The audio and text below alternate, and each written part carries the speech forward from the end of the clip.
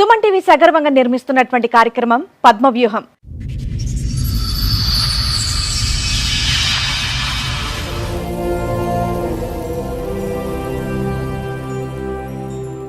మరి ఈ కార్యక్రమాన్ని సమర్పిస్తున్న వారు 6JVR జమలాపురం వారి రత్నాంజలి. మీ అదృష్టాన్ని మార్చుకోవటం ఇప్పుడు కల కాదు, 6JVR తో సాధ్యం.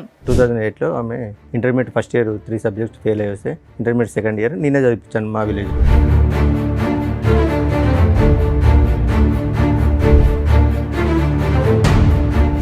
ఎగ్జామ్స్ లాస్ట్ మూమెంట్లో she carrying madam.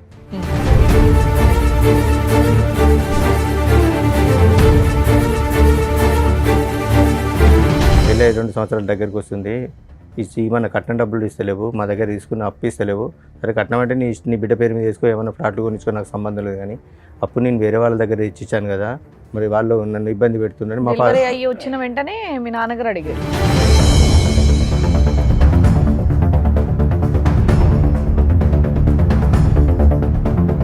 FIR చేసేయమంటే Madan మీద, నా మీద, డాడీ మీద చేశారు. అంటే ఇంకా మా 5 మెంబర్స్తో పాటు అదనంగా ఒక 10 మెంబర్స్ మీద కేసు రాశారు.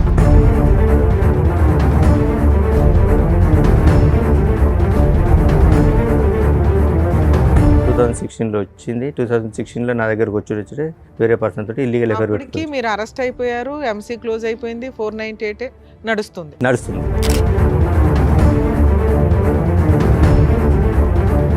వచ్చిన 2 డేస్కే సమ్ మెసేజ్లు చూసినా మేడం. ఏంటి బేబీ నన్ను వదిలిపెట్టిపోతావా నువ్వు,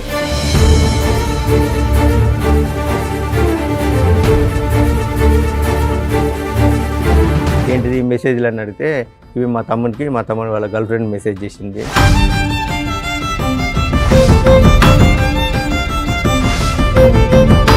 ఎంతకాలం ఉన్నారండి ఆవిడతో పాటు? 2016 వచ్చింది, ఎంతకాలం ఉన్నారు? మళ్ళీ 17లో క్యారింగ్ వెళ్ళిపోయింది.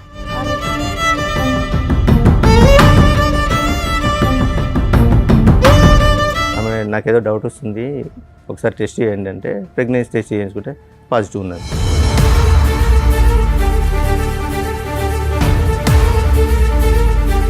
హైదరాబాద్ ఉంటానే నేను వస్తా అంటే హైదరాబాద్ షిఫ్ట్ అయ్యాం. హైదరాబాద్ షిఫ్ట్ అయినాక ఒక 2.5 మంత్స్ తర్వాత మళ్ళీ కన్సీవ్. సిగ్గులేదు, పిల్లల మంచి పేరు పడుకుంటే నోరు మూసుకోవాలి కానీ అడుగుతారు ఎవడని వాళ్ళ మదర్ అన్నారు.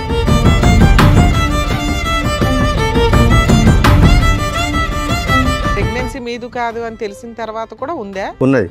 మళ్ళీ అబార్షన్ చేయించుకుందా? మళ్ళీ అబార్షన్ చేయించుకున్నది. అదే 2017లో మళ్ళీ నా మూలంగా సరే మళ్ళీ క్యారింగ్.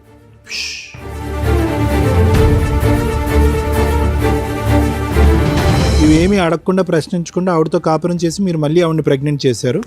నాకు ప్రాణ భయం ఉన్నది, నన్ను వెళ్తే చంపేశారు. మళ్ళీ సేమ్ రిపీట్.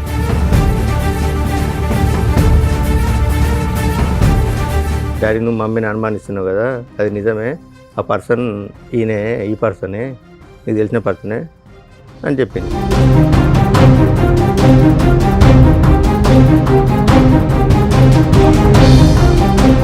నేను ఒక ఆడపిల్లని, ఆ అమ్మాయి ఒక ఆడపిల్ల, ఫస్ట్ నుంచి బాధలు పడుతూనే ఉంది. అంటే వీళ్ళ పేరెంట్స్ ఆ అమ్మాయి ఆమెను ఈయన కలిసి ఫస్ట్ నుంచి ఇబ్బంది పెడుతూనే ఉన్నది.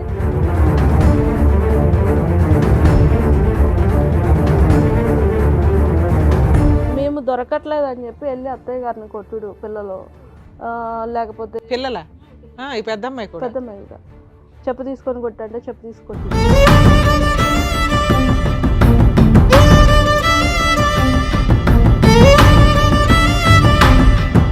14 సంవత్సరాల పాటు వీళ్ళు కొట్టుకుంటూనే ఉన్నారు. పెళ్లి చేసుకుని పట్టుమని 1-2 సంవత్సరాలు కూడా హ్యాపీగా లేరు, కొట్టుకుంటూనే ఉన్నారు. వీళ్ళిద్దరి యొక్క డైనమిక్స్ ఎప్పుడూ కూడా బ్యాలెన్స్డ్గా లేదు.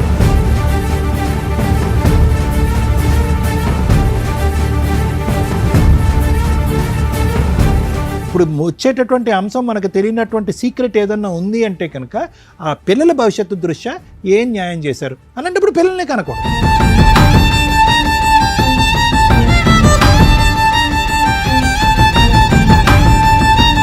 నిజంగా వీళ్ళిద్దరూ చాలా పాపం మూట కట్టుకున్నారు. వరస్ట్ ఆఫ్ వరస్ట్ తల్లిదండ్రులు ఏంటి అంటే ఈ రకంగా పిల్లల్ని ఫుట్బాల్ ఆడుకుంటున్నట్లు ఆడుకుంటుంటే నరకం కనిపిస్తుంది పిల్లలకి. దీని గురించి ప్రతి ఫ్యామిలీ కోర్ట్ జడ్జి సఫర్ అవుతారు.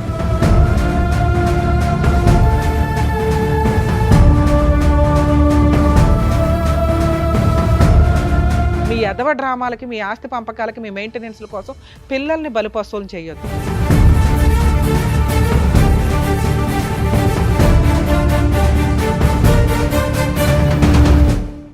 ఈ కార్యక్రమంలో మనతో పాటు ఉన్నారు ప్రముఖ హైకోర్టు అడ్వకేట్ రమ్యాకుల గారు. నమస్తే మేడం. ప్రముఖ సైకియాట్రిస్ట్ డాక్టర్ కళ్యాణ్ చక్రవర్తి గారు. నమస్తే సార్. ప్లీజ్ కూర్చోండి. కూర్చోండి సార్. మేడం, నవీన్ కుమార్ గారు ఆయన ఇష్యూ చెప్పుకోవడానికి ఇక్కడ వరకు వచ్చారు. సో ఆయన ప్రాబ్లం ఏంటనేది కనుక్కొని చెప్తారు. నమస్కారం అండి. నమస్కారం మేడం. సార్ ఎక్కడి నుంచి వస్తున్నారండి? మరి జనగాం డిస్ట్రిక్ట్ మేడం. చెప్పండి సార్, ఇక్కడి వరకు రావడానికి కారణం ఏంటి? అంటే నాకు ఒక ఫ్యామిలీ ఇష్యూ ఉంది మేడం, దాని గురించి వచ్చాను. చెప్పండి సార్. నా పేరు నవీన్ కుమార్ మేడం, మాది జనగామ డిస్ట్రిక్ట్.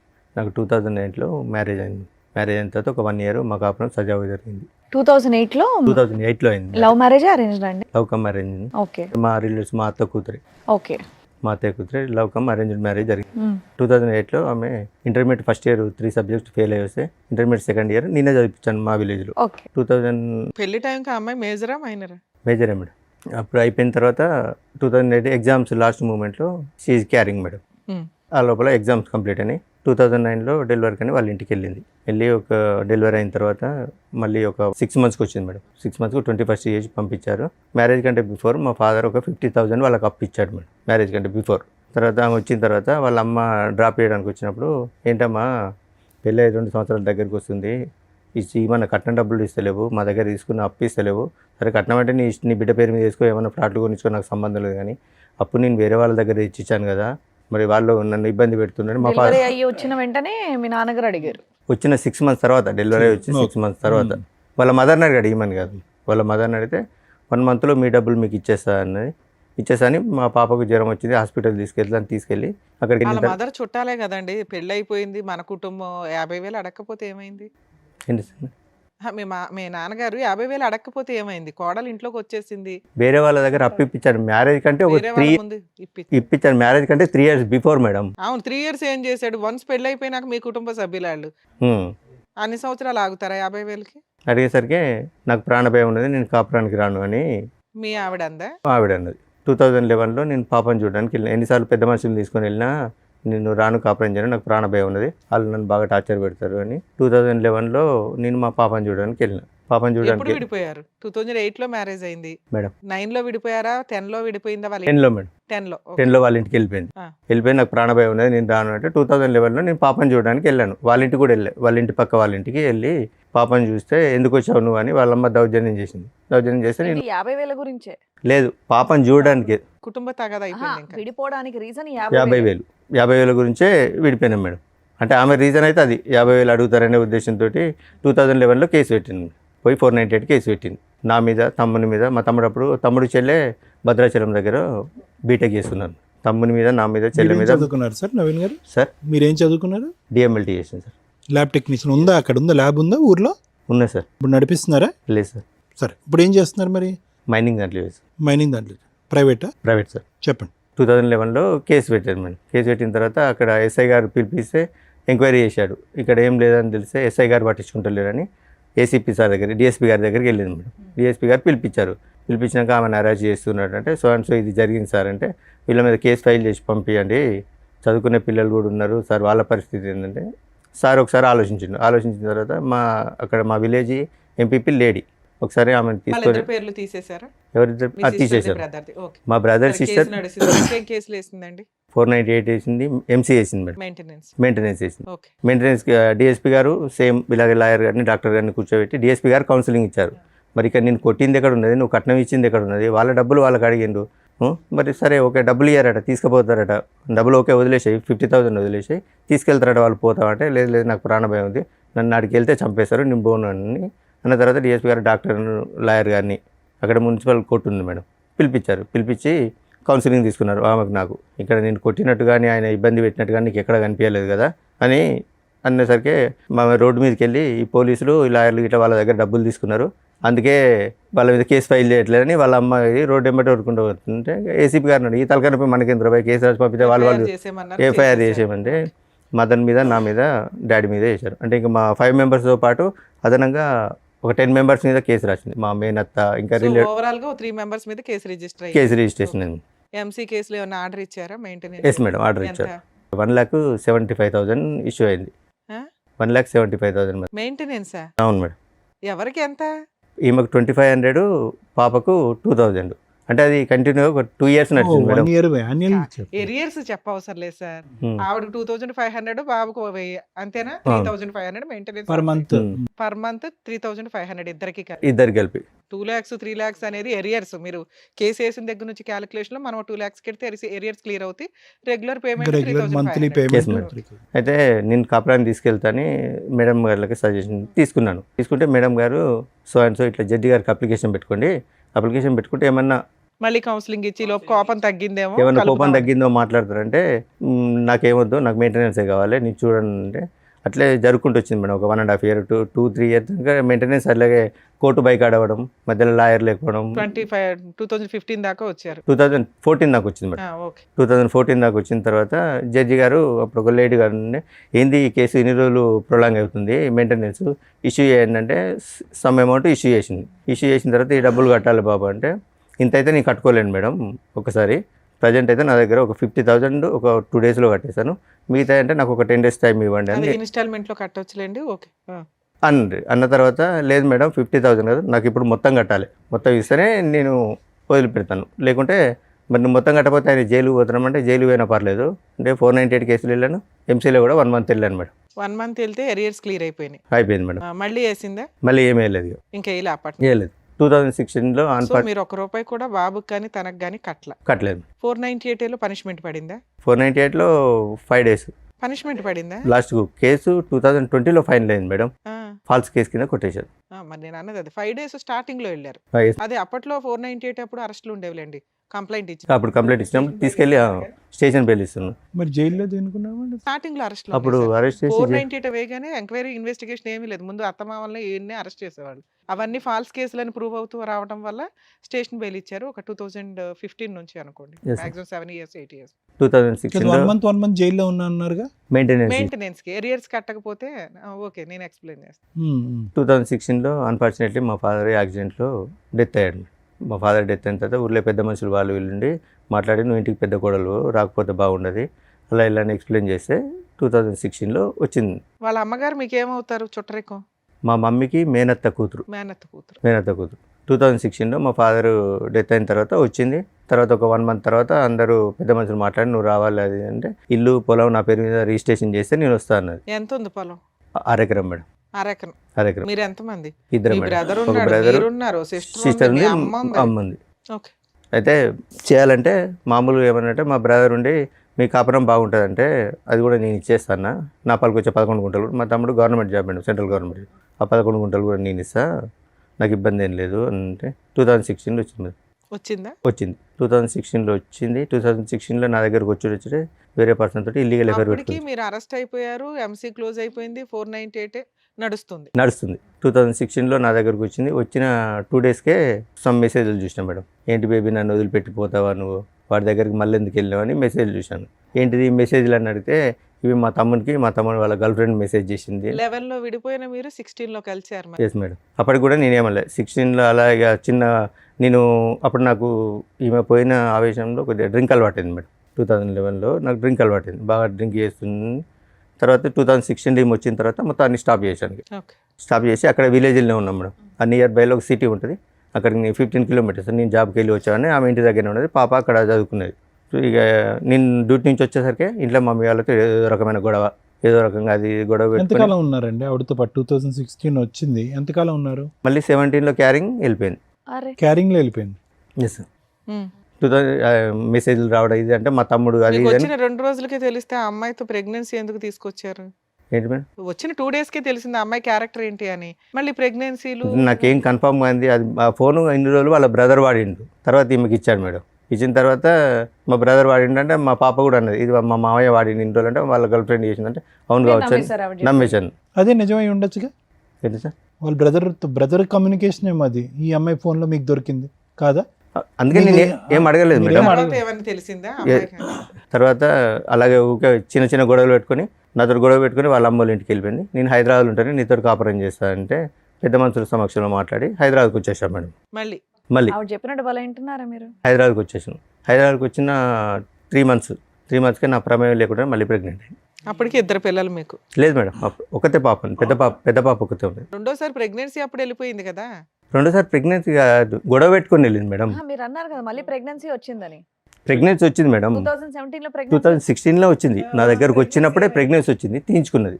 అది చెప్పాలి, స్కిప్ చేసి చెప్పలేదు మీరు. మేము ఆల్రెడీ బాబు పుట్టేశాడు అనుకున్నాం మేము. లేదు ప్రెగ్నెన్సీ తీసేయించుకున్నది మేడం. ఏది ఇంటికి వెళ్ళి అలిగి ఇంటికి వెళ్ళింది? అలాగే ఇంటికి ఏం వెళ్ళలేదు. నాకు అప్పుడు బ్యాక్ పెయిన్ వస్తుంది, మా అమ్మ వాళ్ళ ఇంటికి వెళ్ళి 4 రోజులు రెస్ట్ తీసుకొని వస్తాను, అబార్షన్ చేసుకొని వచ్చింది. కన్సీవ్ అయింది వెళ్ళిందని అన్నారు ఇందాక, మేము కన్ఫ్యూజ్ అయ్యా. సర్లేండి. ఓకే. కన్సీవ్ వెళ్ళింది, అబార్షన్ చేసుకొని వచ్చింది, ఓవర్ బ్లీడింగ్ అవుతుందని ఇంట్లో పడుకున్నది. ఏమైందని నేను ఒక 2-3 హాస్పిటల్ తిప్పిన తర్వాత ఒక డాక్టర్ నుండి చెప్పారు, ఆమె నాకేదో డౌట్ వస్తుంది, ఒకసారి టెస్ట్ చేయండి అంటే ప్రెగ్నెన్సీ టెస్ట్ చేయించుకుంటే పాజిటివ్ ఉన్నది. సారీ, నా తప్పైంది, అన్వాంటెడ్ ట్యాబ్లెట్ వేసుకున్నాను నేనని చెప్పింది. సరే, నా విషయం కూడా ఎవరికి చెప్పలేదు. సరే, ఇప్పుడే వద్దు పిల్లలు అనుకుంటాను అన్నదని సైలెంట్గా వదిలేశాను. ఇక చిన్న చీటింగ్ మాటికి నేను ఆఫీస్కి వచ్చేసరికి మా మమ్మీతో మా మరదలతో, అప్పుడు తమ్ముడు మేము కలిసే ఉండేది మేడం. చిన్న గొడవలు పెట్టుకున్నది.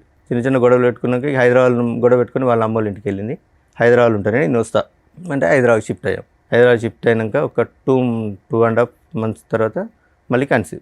మరి అడిగాను, ఏంటిది, నేను కనీసం నీ దగ్గర కూడా రాలే, కన్సీవ్ ఎందుకు అయిందంటే కావాలని గొడవ పెట్టుకుని ఆ రోజు రాత్రి వాళ్ళ అమ్మ వాళ్ళు ఒక 300 kilometers దూరంలో ఉంటారు. ఆ నైట్ ఫోన్ చేసి తెల్లారి 5 o'clock రప్పించింది. ఏంటి మా అమ్మాయికి నీ గొడవ అయిందట, ఏంటిది అంటే ఇది ముచ్చటంటే సిగ్గులేదు, పిల్లలు మంత్రి పడుకుంటే నోరు మూసుకోవాలి కానీ అడుగుతారు ఎవడని వాళ్ళ మదర్ అన్నారు. ఈ విషయం వాళ్ళకి 2017లో తెలుసు. 2017లో తెలుసు. ఆ ప్రెగ్నెన్సీ తోటి అలాగే కంటిన్యూ ఉన్నది. వాళ్ళ ఇంట్లో మగపిల్లాడు ఉన్నాడు కదా, మీ బామ్మరిది ఎవరు ఉన్నాడు, అతనికి తెలుసా ఈ పంచాయతీ? ఇల్లీగల్ అఫేర్ ఉన్నది, అది తమ్మునికి తెలియదు మేడం. వాళ్ళ తమ్మునికి 2021లో చెప్పాను నేను. చెప్పిన తర్వాత కూడా జస్ట్ ఇప్పటికి కూడా సరే 17లో అక్రమ సంబంధం వెళ్ళిపోయిందా? అడిగితే వెళ్ళిపోలే మేడం, ఉన్నది చిన్న గొడవ పెట్టుకుంటా. అది కూడా అబార్షన్, ప్రెగ్నెన్సీ మీదు కాదు అని తెలిసిన తర్వాత కూడా ఉందా? ఉన్నది. మళ్ళీ అబార్షన్ చేయించుకుంది. మళ్ళీ అబార్షన్ చేయించుకున్నది. మీరు అయినా కంటిన్యూ అయ్యాను. ఇక ఊర్లో తెలిస్తే పర్వతం. మా ఫాదర్ ఒక ప్రైవేట్ స్కూల్ టీచర్ మేడం. సాయంత్రం కొంచెం పొలిటికల్గా తిరిగేది. మా మదర్ అంగన్వాడీ టీచర్. సొసైటీ వెళ్తే పరుగు పోతాను, నేను కూడా సైలెంట్ ఊరుకున్నాను. అదే 2017లో మళ్ళీ నా మూలంగా సరే మళ్ళీ క్యారింగ్ అది అలాగే ఉన్నది. చిన్న మీతో అయినటువంటి ఫస్ట్ ప్రెగ్నెన్సీ ఆవిడ ఎందుకు తీయించుకుందండి? ఎందుకు తీపించేసుకుంది ఆవిడ? ఇప్పుడే పిల్లలు వద్దనుకున్నా అని చెప్తుంది సార్. ఓకే. సో ఇప్పుడు మనకి లెక్క కరెక్ట్గా ఉండాలంటే మీతో జరిగినటువంటి ఒక ప్రెగ్నెన్సీ తీపించేసుకుంది, వాడెవరితోనో మీరు చెప్తున్నట్టుగా జరిగిన ప్రెగ్నెన్సీ ఒకటి తీపించేసుకుంది. ఇవేమీ అడగకుండా ప్రశ్నించకుండా ఆవిడతో కాపురం చేసి మీరు మళ్ళీ ఆవిడని ప్రెగ్నెంట్ చేశారు. ఈ ప్రెగ్నెన్సీ ఉంచుకున్నది. అమ్మయ్య, ఈ ప్రెగ్నెన్సీ ఉంచుకున్నది. గొడవ పెట్టుకొని వాళ్ళ అమ్మోళ్ళ ఇంటికి వెళ్ళిపోయింది 2017లో. 2018లో పాప పుట్టినప్పుడు నాకు కాల్ చేసింది. పాప పుట్టిందని కాల్ చేస్తే నేను వెళ్ళి చూసి వచ్చాను. ఇక అప్పటి నుంచి మళ్ళీ రాలేదు మేడం. ఎన్నిసార్లు పెద్ద మనుషులు సమక్షంలో. ఇప్పుడు ఇన్ని అప్స్ అండ్ డౌన్స్ అయిన తర్వాత మీరు కాన్ఫిడెంటా అంటే ఆవిడ ప్రెగ్నెన్సీ గురించి ఈసారి? కానీ అతని పిక్చర్ నుంచి డిసపియర్ అయిపోయాడు ఆ వ్యక్తి? లేదు మేడం. సార్ ఒక అక్రమ సంబంధం అన్నారు కదా, అతను ఇంకా కంటిన్యూ అవుతున్నాడు మేడం. నా స్టిల్ ఇప్పటికి కూడా ప్రెగ్నెన్సీ మీరే అని మీరు అనుకుంటున్నారా? అంటే నేను మెడికల్ ఫీల్డ్లో చేశాను కాబట్టి ఒకసారి మీట్ అయినా కూడా ప్రెగ్నెన్సీ అయ్యే ఛాన్సెస్ ఉంటాయి కాబట్టి నేను సైలెంట్గా. మీరే నమ్ముతున్నారు, మధ్యలో మేము డౌట్ ఎందుకు కానీ. Okay, next. అందుకే నేను దాని గురించి ఏం మాట్లాడలేదు మేడం. 2018లో పాప ఒకటి చూసి వచ్చాను. ఆ తర్వాత కాపురానికి 498 kg హోటెద్ర కాపురాన్ని తీసుకెళ్తే నేను రాను అని చెప్పింది. ఇక అలాగే పోతుంది. 2019లో ఏంటంటే ఆల్రెడీ వచ్చి కలిసిన తర్వాత మళ్ళీ ఇంకా రాకపోవడానికి ఏంటి ప్రాబ్లం? నాకు ప్రాణభయం ఉన్నది. ఇంకేం ప్రాణభయం సార్? 50,000 పంచాయతీ అయిపోయింది. మరి నాకు ప్రాణభయం ఉన్నది. నన్ను వెళ్తే చంపేశారు. మళ్ళీ సేమ్ రిపీట్. సరే, తర్వాత అట్లా 2019లో పోయింది. 2 పిల్లలు ఉన్నారు మేడం. పిల్లల్ని పట్టించుకుంటలేని సఖి 2011లో వేసిన 498 కేసు 20 దాకా నడిచిందా? 20లో డిసప్పాయింట్ అయింది. ఆయన మధ్యలో కలిసి ఉన్నారు. 2019లో సఖి అని ఫ్యామిలీ కౌన్సిలింగ్ సెంటర్ ఉంటుంది. డివిసిల్ స్టార్ట్ అయినాయి. సఖి సెంటర్లో పెట్టింది. సఖి సెంటర్లో పెట్టినాక ఏంది ఈమె ఇష్యూ అంటే సో అండ్ సో ఇష్యూ అంటే ఈ స్టోరీ అంతా మాకు చెప్పలేదు, నువ్వే పట్టించుకుంటలేవాట, బాగా తాగుతావాట, ఏం పని చేయవాట, అందుకే ఆమె కాపురానికి వస్తలేదు. చేసేవాళ్ళ మీరు? చేసేవాడిని. ఇంటి మెయింటెనెన్స్, రెంటలు అవన్నీ మీరే చూసుకునేవాళ్ళ? నేనే చూసుకునేవాడిని. ఓకే. సఖి సెంటర్లో పెట్టింది. అప్పటికి ఆ కేసు ఏమైంది సార్? డివిసి కేసు కూడా రన్ అవుతుందా? లేదు, వాళ్ళు తీసేశారు. ఓకే. ఎప్పటిదాకా నడిచింది అది? 6 months నడిచింది మేడం. తర్వాత 2020లో 498 కేసు ఫాల్స్ అని డిస్మిస్ అయింది.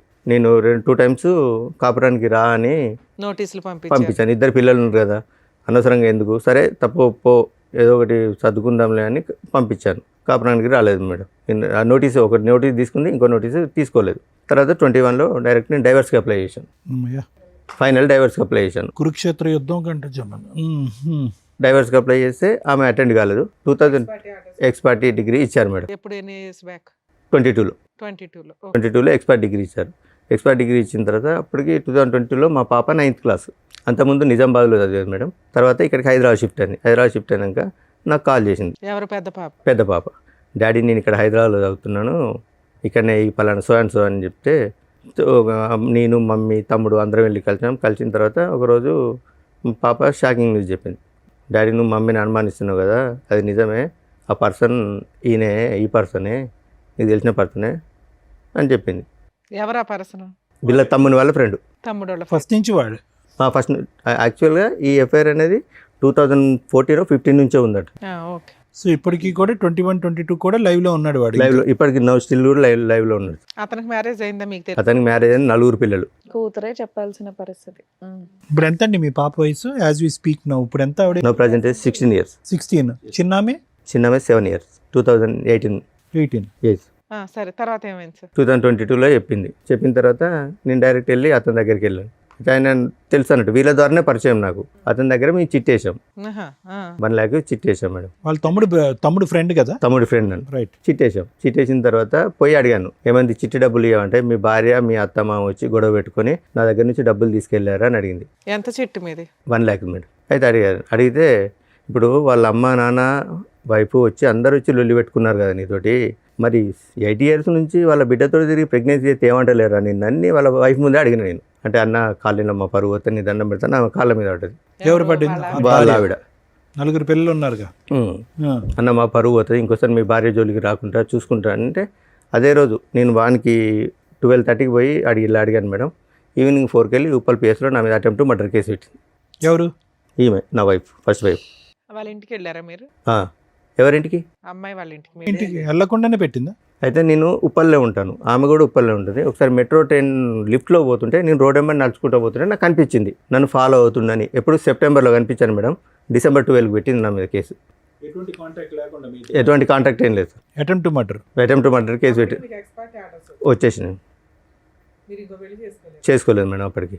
ఏ రాస్తుంది సార్ అటెంప్ట్ మర్డర్లో? అసలు మీరెక్కడ ఉన్నారు, ఆవిడ ఎక్కడ ఉంది, అసలు ఏం రాసింది అందులో? పెట్టేసరికి సార్ ఈయన వెనకాల తిరుగుంటాడు, ఉత్తనే పెట్టరు అటెంప్ట్ లేదు మేడం. ఎంతో కొంత బేసిక్ ఎవిడెన్స్ లేకుండా పెట్టరు. మెసేజ్లు పంపించారా? నేను మెసేజ్లు ఏం పంపించలేదు. తిడుతూ గానీ ఏడుతో పడుకున్నావు, ఆడితో పడుకున్నావని? లేదు మేడం. చూద్దాంలేండి. మరి ఆవిడ అన్ని చేసినా మీరు ఏమనుకుంటున్నారండి? తిట్టకుండా అయితే అటెంప్ట్ మర్డర్ కేసు పెడితే అప్పుడే కోపంతో నా ఫోన్ పలగొట్టాను మేడం. ఎవరితో? ఎట్లా? కిందేసి కొట్టాను నా ఫోన్, రూమ్లో కిందేసి కొట్టాను. ఏదో టెన్షన్ మీద కిందేసి కొట్టాను. మా తమ్మునికి కాల్ చేశారు, మా తమ్ముడికి మా అమ్మకి కాల్ చేశారు. ఎవరు? ఎస్ఐ, ఉప్పల్ పిఎస్ నుంచి ఎస్ఐ గారు ఫోన్ చేశారు. పోలీస్ స్టేషన్లో ఫోన్ పగలగొట్టారా? లేదు బయట ఇంటికాడ. దీనికి వార్నింగ్ ఇచ్చి వచ్చిన తర్వాత టెన్షన్లో కింద పలగొట్టేశాను నేను. ఉప్పల్ పిఎస్ నుంచి మా బ్రదర్కి ఫోన్ చేశారు, మీ అన్నయ్య కలవట్లేదు, ఫాలో అవుతుండట అది ఇది అంటే. ఒక 4 days తర్వాత మా బ్రదర్ వచ్చి అన్న ఇట్లా ఎస్ఐ గారు కంప్లైంట్ ఇచ్చిందట, ఉప్పల్ పిఎస్ నుంచి రమ్మన్నట్టు వెళ్ళాను. ఇంద్రబాబు ఫాలో అవుతున్నాడంటే, ఫాలో అవ్వడం ఏం లేదు సార్, ఇది సో జరిగిన స్టోరీ సార్. నేను ఈమె ఒక పర్సన్తో తిరుగుతాను, అతనికి ఎందుకు తిరుగుతున్నావని నేను అతనికి వార్నింగ్ ఇస్తే వచ్చి అటెంప్ట్ మర్డర్ కేసు పెట్టిందంటే, నువ్వు ఎక్కడ ఉంటావు అన్నాడు. ఇక్కడ ఉప్పల్నే ఉంటాడు. నువ్వు అర్జెంటుగా ఫస్ట్ అయితే మా బ్రదర్ని, మా అన్నయ్య ఇక్కడ కాలేదు మేడం. మరి అదే కంప్లైంట్ ఇవ్వడం ఏదన్నా ఇవ్వచ్చు.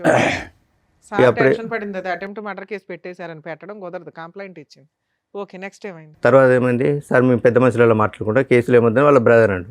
ఊరికి వెళ్ళినాక పెద్ద మనుషుల సమక్షంలో సో ఇదండి జరిగింది. ఇప్పటికి కూడా అన్నీ మర్చిపోయి, ఫస్ట్ నేను కూడా ఇంతకుముందు చేసినని మర్చిపోతా, ఆమెను కూడా పాత స్టోరీలని మర్చిపోయి, ఇప్పుడు ఒక్కరు పోయి 2 పిల్లలు అయిండు. మీరు ఏం చేశారని మర్చిపోవడానికి? ఏంటి మేడం, నేను కొంచెం హెవీగా డ్రింక్ చేసేది మేడం. మీరు మానేసాను అన్నారు కదా ఆవిడ వచ్చాక 2016లో. మానేసినాను మేడం.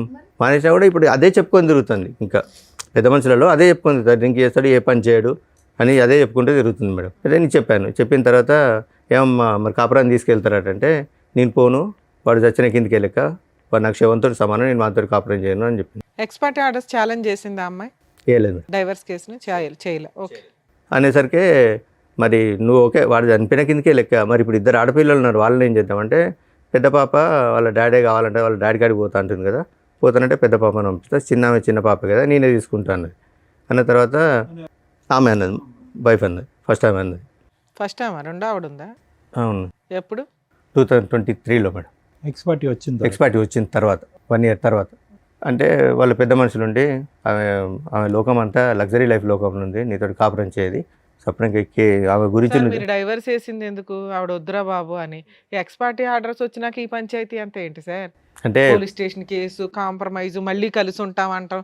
ఎందుకు ఇన్ని మాటలు? 22లో మా పాప వాళ్ళ మేడం, పాపం తెచ్చుకుంటే అయిపోతుంది ఆ, కదా. పాప అన్నది డాడీ కలిసి ఉందని డాడీ, తల్లి లేదు తండ్రి లేదు అంటే సొసైటీలో మమ్మల్ని చిన్న చూపు చూస్తారు డాడీ అనేసరికి పాప కోసం బెండ్ కావాల్సి వచ్చింది వాళ్ళ మేడం. అమ్మ అట్లా చేస్తున్నప్పుడు మీరేం మాట్లాడగలరు? ల్యాండ్ ఆర్డర్ వాళ్ళకి ఫేవర్గా ఉంది, పిల్ల వస్తానంటే తీసుకొని వెళ్ళటం. కలవను అనే అమ్మాయి క్యారెక్టర్ అసాసినేషన్ జరిగి ఎవడో ఉంచుకున్న వాడి దగ్గరికి వెళ్ళి మీరు పైగా వార్నింగ్ కూడా ఇచ్చారు. ఎంత జరిగినాక మళ్ళీ ఆ అమ్మాయిని తెచ్చుకుంటారా? ఇవే బ్లూ డ్రమ్ములు ఇవి అవి వీటికే మీరు వాళ్ళ చంపుతారు, వాళ్ళ ఇళ్ళు చంపడం, ఎమోషన్స్లో జరిగే వ్యవహారాలు తప్ప క్రైమ్ జరగడానికి ఎక్కువ అవకాశాలు ఉంటాయి. ఇలాంటివి నమ్మసక్యంగా ఉండవు. ఓకే, తర్వాత 2023లో ఇంకో మ్యారేజ్ చేసుకున్నాను madam. Love marriage, arrange marriage? అది అరేంజ్ మ్యారేజ్. ఎలా వచ్చింది సార్ సంబంధం? ఏంటి మేడం? సంబంధం ఎలా వచ్చింది? FBలో చూసిన తర్వాత వాళ్ళ అమ్మ వాళ్ళు మా ఇంటికి వచ్చారు. ఆవిడ మేము ఫస్ట్ మ్యారేజ్, సెకండ్ మ్యారేజ్? ఆవిడ సెకండ్ మ్యారేజ్ మేడం. మీకు మ్యారేజ్ 2 years అవుతుంది. Yes madam. ఇక్కడ ఏమైనా పిల్లలు ఉన్నారా? ఇక్కడ ఏం లేదు మేడం. ఆవిడేం చేస్తారు సెకండ్ వైఫ్? ఏం లేదు, హౌస్ వైఫ్ మేడం. మీరేం చేస్తున్నారు ఇప్పుడు? నేను మైనింగ్ డిపార్ట్మెంట్లో ఎంత వస్తుంది? 16 నుంచి 18 వస్తుంది. సరిపోతుందా మరి? మీరు ఎంత ఇల్లు నడుపుకోవడానికి 16,000 ఈ రోజుల్లో 15,000 ఏమోలక సార్. ఎందుకంటే అడ్జస్ట్ చేసుకుంటున్నాను అందుకే మేడం. కదా అమ్మాయి చెప్పేది, ఏం సంపాదించడం రెంటకి అయిపోతాయి ఇవన్నీ. కాదు మేడం, ఇతను DMLT చేశాడు, ఏం చేసినా కూడా మినిమం ల్యాబ్ టెక్నీషియన్ మీకు వస్తుంది అంటే కదా. ఎక్కడ కూడా నన్ను సరిగా జాబ్ చేసుకుని లేదు మేడం. ఎవరు చేయనివ్వలేదండి. ఇక్కడ మీ ఆవిడ చేసిన హరాస్మెంట్ ఏమీ లేదు. ఆవిడ ఏదో అక్రమ సంబంధం పెట్టుకుంది తప్ప మిమ్మల్ని ఏమీ చేసింది లేదు. ఆవిడ అలిగి వెళ్ళిపోతుంది. కేసులు మేడం, ఈ 498 ఏదో ఒకటి కేసులు పెట్టడం వల్ల మాట్లాడతా అసలు ఇప్పుడు ఎందుకు వచ్చారు? ఆల్రెడీ సెకండ్ మ్యారేజ్ అయిపోయింది, మీ లైఫ్ అయిపోయింది, హ్యాపీగానే ఉంటున్నారు. సెకండ్ మ్యారేజ్ చేసుకున్నాను. ఎవరో ఇన్ఫర్మేషన్ ఇచ్చారు మేడం. 2024లో నేను నా భర్తతో కాపురం చేస్తాను, పెద్ద మనుషుల దగ్గరికి వచ్చింది. ఓకే, పెద్ద మనుషుల దగ్గరికి వస్తే నేను చెప్పాను ఆమెకు నాకు డైవర్స్ అయింది, ఆమె గురించి ఏది మాట్లాడాలనుకున్నా నేను లీగల్ నేర్చుకుంటా, మిగతా ఇంకేదన్నా ఉంటే చెప్పండి అంటే, మధ్యలో మీ అమ్మాయి కల్పించుకోలేదా నాన్న కలిసిపోండి అని? లేదు ఏం ఓకే, అమ్మాయిని కల్పించుకోలేదు మేడం. ఇక వచ్చారు, మేము మాట్లాడేది ఏం లేదంటే ఒక 1 hour ఉన్నారు. 1 hour తర్వాత వచ్చి ఇంటి తలుపులు తాళాలని వాళ్ళు చైర్లు సామాన్ అంతా బయటేసి ఇప్పుడు మాట్లాడి మేము ఇంట్లోనే ఉంటాం, ఇప్పుడు నేను ఇంట్లోనే ఉంటా. అది రెంటెడ్ హౌసేగా? లేదు మేడం, అక్కడ మా విలేజ్లో మా మదర్ దగ్గర. మా మదర్ ఇప్పటికి దగ్గర కాదు, ఒక్క నిమిషం నవీన్ గారు, ఏం కావాలి ఆ అమ్మాయికి? ఏం కావాలి అసలు? ఏం కావాలి అమ్మాయి? మీకు ఆ అమ్మాయి వద్దు, ఆ అమ్మాయికి మీరు వద్దు. Okay, X party divorce. అసలు డైవర్స్ తీసుకున్న తర్వాత యుద్ధం కొనసాగుతుంది ఏంటండి? అసలు నాకు అర్థం కావట్లేదు. అది నాకు అర్థం కావట్లేదు సార్, ఏమెందుకు అమ్మాయి ఇప్పుడు వస్తుందో. ప్రెసెంట్, ఒక్క నిమిషం, ప్రెసెంట్ ఆ అమ్మాయి ఏ విధంగా మిమ్మల్ని హెరాస్ చేస్తుంది? ఆ అమ్మాయి హెరాస్ చేస్తుందనే కదా మీరు ఇక్కడికి వచ్చి కూర్చున్నారు. మీ ఇద్దరి మధ్యన ఏం గొడవ లేదు కదా? లేదు. ఇప్పుడు మీకు మీ మిస్సెస్ మధ్యన లేదు సార్. ఏ విధంగా ఆ అమ్మాయి మిమ్మల్ని హెరాస్ చేస్తుంది? ఏ రైట్ ఉంది ఆ అమ్మాయి హెరాస్ చేయడానికి? ఇంటి మీదకి వచ్చింది మేడం. ఇంటి మీదకి వచ్చిన తర్వాత పెద్ద మనుషులు ఏం చేశారంటే పిల్లల గురించి మాట్లాడదామని ఒక 35 days మా మమ్మీని ఇంట్లో నుంచి బయటికి పంపించి ఆమెను 35 days ఇంట్లో నుంచి తీర్మానం చేసిండు, పిల్లల గురించి మాట్లాడతామని తీర్మానం చేసిండు. ఆ తీర్మానం చదవకుండా మాతో సైన్ తీసుకొని ఆమె కూడా ఇంట్లో ఉండేటట్టు, ఆమె కూడా ఇంట్లో ఉంటుంది, నీకు నచ్చినప్పుడు వచ్చి కాపురం చేయండి. ఓయ్, జడ్జిల కంటే మీ ఊరు పెద్ద మనుషులు అయ్యో గొప్ప. బాబోయ్, డైవర్స్ అయిన అంటే తర్వాత నేను ఏంటి కోర్టు సార్ ఇది? నుంచి ఇట్లా నాకు విడాకులు వచ్చినాయంటే ఆ లాయర్లు ఎవరిని అడిగి ఇచ్చింది, ఆ లాయర్ ఎట్లా నీకు ఎవరిని అడిగి విడాకులకు అప్లై చేసిండు, ఆయన లాయర్ అయినా ఈ క్వశ్చన్ లేచిండు. ఎవరు మీ ఊరు పెద్ద మనుషులు? పెద్ద మనుషులు ఎక్కడున్నారండి? సూపర్ పెద్ద మనుషులు అయితే. ఏ దేశంలో ఉన్నారండి? వీళ్ళు కొత్త కోట ఇక ఆమె పెట్టారు. ఇంట్లో ఉంటుంది, ఆ? అప్పుడప్పుడు వస్తుంది పోతుంది, మా అందరినీ ఇంట్లోకే బయటికి వస్తే గొడవ. సీరియస్లీ? Yes madam. అదే 2025లో మా ఫాదర్ది 10 years చేద్దామని ఊరికి వెళ్ళాం మేడం. ఆ, ఊరికి వెళ్ళినప్పుడు మేము పాపని రాను, అయితే డాడీ మమ్మీ ఫీజు కట్టట్లేదు ఇబ్బంది పెడుతుంది అంటే, సరేనా నేను ఇస్తారా నువ్వు రా అని చెప్తే వస్తాను డాడీ అన్నది. తర్వాత అదే రోజు ఫోన్ చేస్తే మీరు రావట్లేదు డాడీ అన్నది. ఆ రోజు నైట్ వచ్చింది, నైట్ 10:30కి ఇంటికి వచ్చింది మేడం. ఎవరు వచ్చారు? ఫస్ట్ ఆవిడ ఆ, పిల్లల్ని తీసుకొని వచ్చింది నైట్ 10:30కి. నువ్వు ఇప్పుడు ఎందుకు వచ్చావు, అసలు నీకు ఇంట్లో ఏం హక్కు ఉందని వచ్చినావు అంటే, నాకు పెద్ద మనుషులు రాసిస్తే నీ ఇంట్లోనే ఉంటా అంటే, మరి పెద్ద మనుషులు ఏమన్నా. అప్పుడప్పుడు వచ్చి వెళ్తూ ఉంటుందా? అవును. కాదు, వాడు డిసప్పేర్ అయ్యాడా? Age madam. వాడు గడ్డి పెట్టారు కదా, వాడు వెళ్ళిపోయినట్టేనా పిక్చర్లో? లేదు లేదు, వాడు ఉన్నాడా? ఉన్నాడు స్టిల్. నవంబర్లో కూడా నాకు కనిపించాడు. కాదు, వాడితో ఉన్నాడా ఒక అంటే బతుకున్నాడా అని కాదు సార్. సంబంధం ఉందా? మీ ఆవిడతో సంబంధం ఉందా? సంబంధం ఉందా? చూశాను, ఉన్నాయి సార్. మరి ఏంటి అక్కడ సంబంధం పెట్టుకుని ఇక్కడ పార్ట్ టైం ఏంటి? అసలు ఆవిడ ఎవరు? అంటే ఇప్పుడు- ఫోటో ఒకసారి చూపిరా. అంటే ఇప్పుడు పెద్ద మనుషులు ఏం చేస్తున్నారంటే మా దగ్గరికి న్యాయం కోసం వచ్చింది కదా, మేము ఏదో ఒకటి న్యాయం చేయాలి ఉంటుంది. అసలు మమ్మల్ని నుంచి ఏం సరే, మాట్లాడేసలేదు. మీ ఊర్లో 2 గ్రూపులు ఉంటాయి. ఆవిడ వాళ్ళ పెద్ద మనుషుల దగ్గరికి వెళ్ళింది, వాళ్ళు ఏదో ఇచ్చారు. మీరు కూడా ఒక పెద్ద మనిషి దగ్గరికి వెళ్తే వాళ్ళు కూడా ఒక శాసనం రాసేస్తారు. ఇక లా అండ్ ఆర్డర్, కాన్స్టిట్యూషన్స్ ఇవేనా వద్దు, చక్కగా పెద్ద మనుషుల దగ్గర కూర్చుంటే అయిపోద్ది. 2025లో మా ఫాదర్ ఇట్లా 10 years చేద్దామంటే వెళ్ళాం మేడం. వచ్చింది నైట్ 10:30కి వచ్చింది. నువ్వు ఎందుకు వచ్చావు, ఇప్పుడు నీకేం అవసరం అని వచ్చినావు, అసలు నీకు ఏం రైట్స్ ఉన్నాయని వచ్చినాడికి అంటే నాకు పెద్ద మనుషులు రాసిచ్చారు. అంటే పెద్ద మనుషులు ఏమని రాసిచ్చారు, సాటర్డే మండే నుంచి ఫ్రైడే వరకు అక్కడ హైదరాబాద్లో కాపురం చేయి, ఫ్రైడే సాటర్డే సండే నా దగ్గర కాపురం చేయమని రాసిచ్చారా అని అంటే వాళ్ళ తమ్మునికి ఫోన్ చేసింది అన్నమాట. శేఖర్ నన్ను ఇంట్లోకి రానివ్వట్లేదు, గొడవ పెడతాను, కొడతాను అని. పోలీసులకి ఎందుకు కంప్లైంట్ ఇవ్వలేదు? వన్స్ డైవర్స్ అయిపోయినాక అమ్మాయి ఆ సరౌండింగ్స్ కి రావడానికి కూడా లేదు, పోలీసులకు కోర్టు ఆర్డర్ లేకుండా. అదే రోజు ఆమె వాళ్ళ తమ్ముడు చేసిన తర్వాత 100 డయల్ చేసింది. మా అత్తయ్యను మా హస్బెండ్ నన్ను ఇంట్లోకి అరెస్ట్ చేస్తాను, ఇంట్లోకి రానివ్వట్లేదు. చెప్తారు కదా డైవర్స్ వచ్చినాయి అంటారు పేపర్లో. అయితే కానిస్టేబుల్ ఉండి ఈ నైట్ 10 గంటలకు గొడవ ఎందుకమ్మా, మీరు ఉండి వేరే ఇంట్లోకి ఎక్కడ ఉండండి. తెల్లారండి కానిస్టేబుల్ చెప్పాడు వేరే ఇంట్లో ఉండమని. కానిస్టేబులే చెప్పాను మేడం, వేరే ఇంట్లో ఉండండి. ఇప్పుడు ఈ నైట్ ఇప్పుడు ఆమె ఏదో ఒకటి అంటే మీరు ఏదో ఒకటి అంటారు, గొడవ అవుతుంది అంటే వెళ్ళిపోయినాం మేడం. నైట్ 1 o'clock వాళ్ళ తమ్ముడు ఒక 6 రౌడీలను తీసుకొని అక్కడికి వచ్చింది. ఇప్పుడు రండి మాట్లాడదామని మా మాట్లాడడానికి లేదు మేడం, ఒక 6 రౌడీలను తీసుకొని వచ్చి మీద దౌర్జన్యం చేశారు. మా పాప ఏం చేసింది, మా సిస్టర్ని చెప్పి తీసుకొని కొట్టింది. చెప్పి తీసుకొని కొడితే లేడీస్ కొట్టుకుంటారు. మీ సిస్టర్ ని కొట్టిందా మీ అమ్మాయి? ఎందుకు గొడవ రెచ్చగొట్టాలని. మీ పాప మీకే Yes, కదండి madam. ఫేవర్. అక్కడ వాళ్ళు చెప్పినట్టు ఉంటుంది, ఇక్కడ నాకు ఫోన్ చేసి డాడీ నన్ను ఇబ్బంది పెడతారని నాకు చెప్పి మహానటి.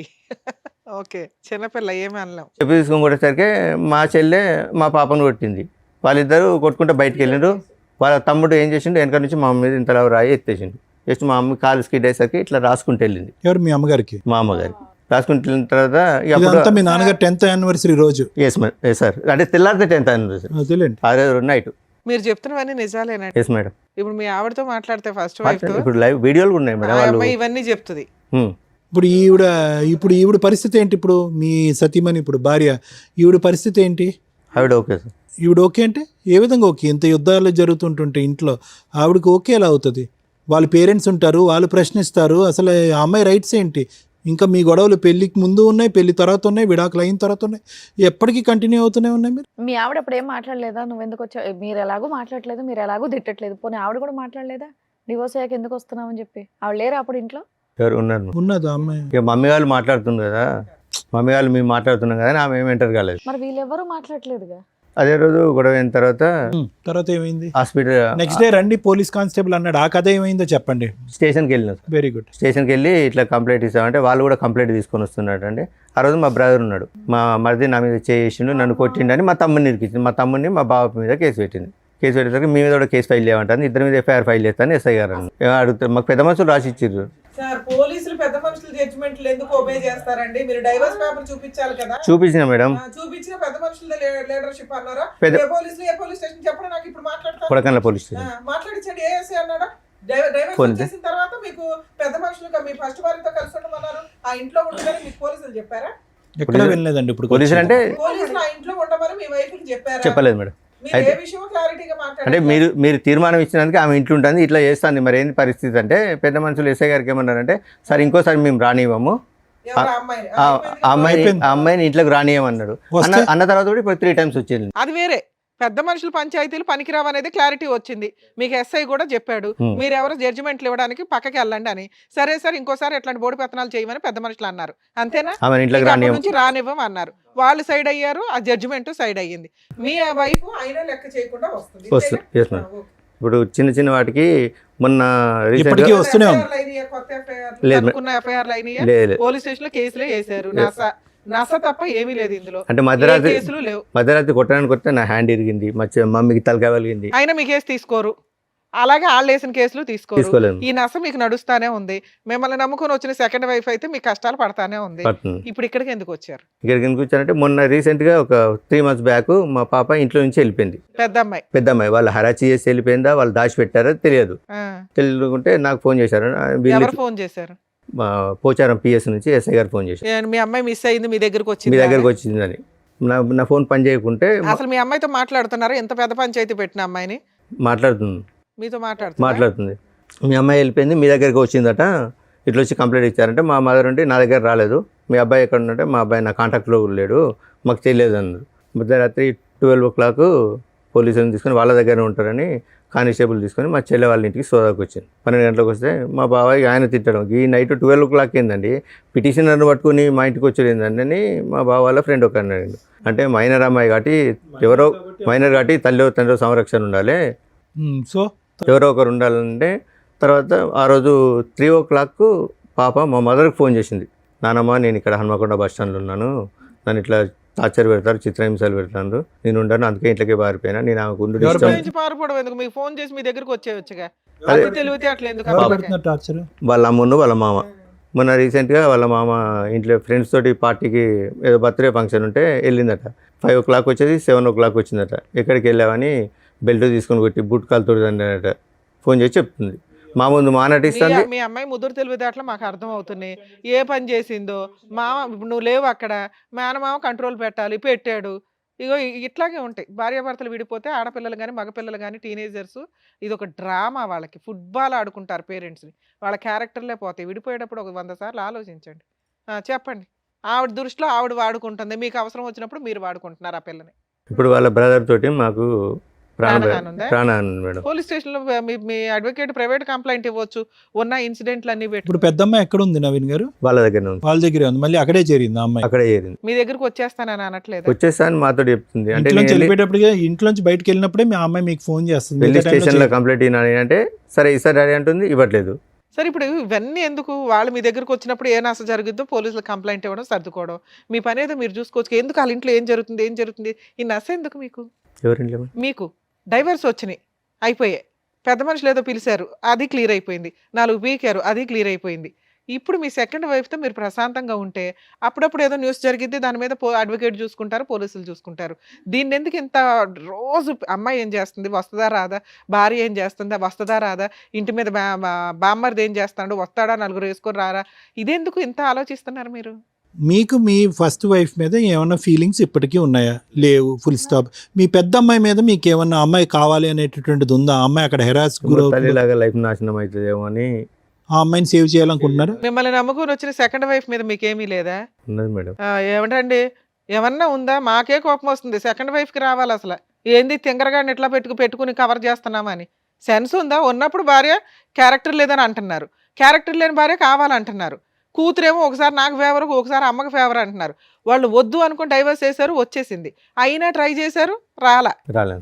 వన్స్ మీరు పూర్తిగా క్లోజ్ అయిపోతున్నారు, వేరే అమ్మాయిని చేసుకొని అని తెలిసినాక ఆవిడ వచ్చినాక మిమ్మల్ని నమ్ముకొని ఒక అమ్మాయి వచ్చి విత్ క్యారెక్టర్తో వచ్చి మీ పక్కన కూర్చున్నప్పుడు ఆవిడకి ఎక్కువ ఇంపార్టెన్స్ ఇచ్చుకోవాలి సెకండ్ వైఫ్కి. ఈ అమ్మాయిది చిన్న నసలు కొన్ని రోజులు జరుగుతాయి, ఆ నసలేవో క్లియర్ చేసుకోవాలా, ఊరుకోవాలా. స్టిల్ ఇప్పటికీ తవ్వుకుంటున్నారు మీరు ఇదే పనిగా. సంపాదించేది పావల, పంచాయతీలు 100. సరే ఓకే, ఇక్కడికి ఎందుకు వచ్చారు?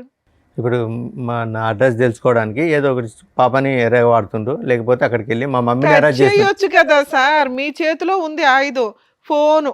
అంటే ఇంటికి వెళ్ళి మమ్మీని అరెస్ట్ చేస్తాను మేడం. మీ అమ్మగారు కంప్లైంట్ ఇస్తే అయిపోతుంది. చాలా కంప్లైంట్ ఇస్తే ఎస్ఐ గారు సింపుల్ పెద్ద మనుషులలో మాట్లాడుకుంటున్నారు అంటున్నారు కదా, అడ్వకేట్ని పెట్టుకుంటే ప్రైవేట్ కంప్లైంట్ అయిపోయాయి.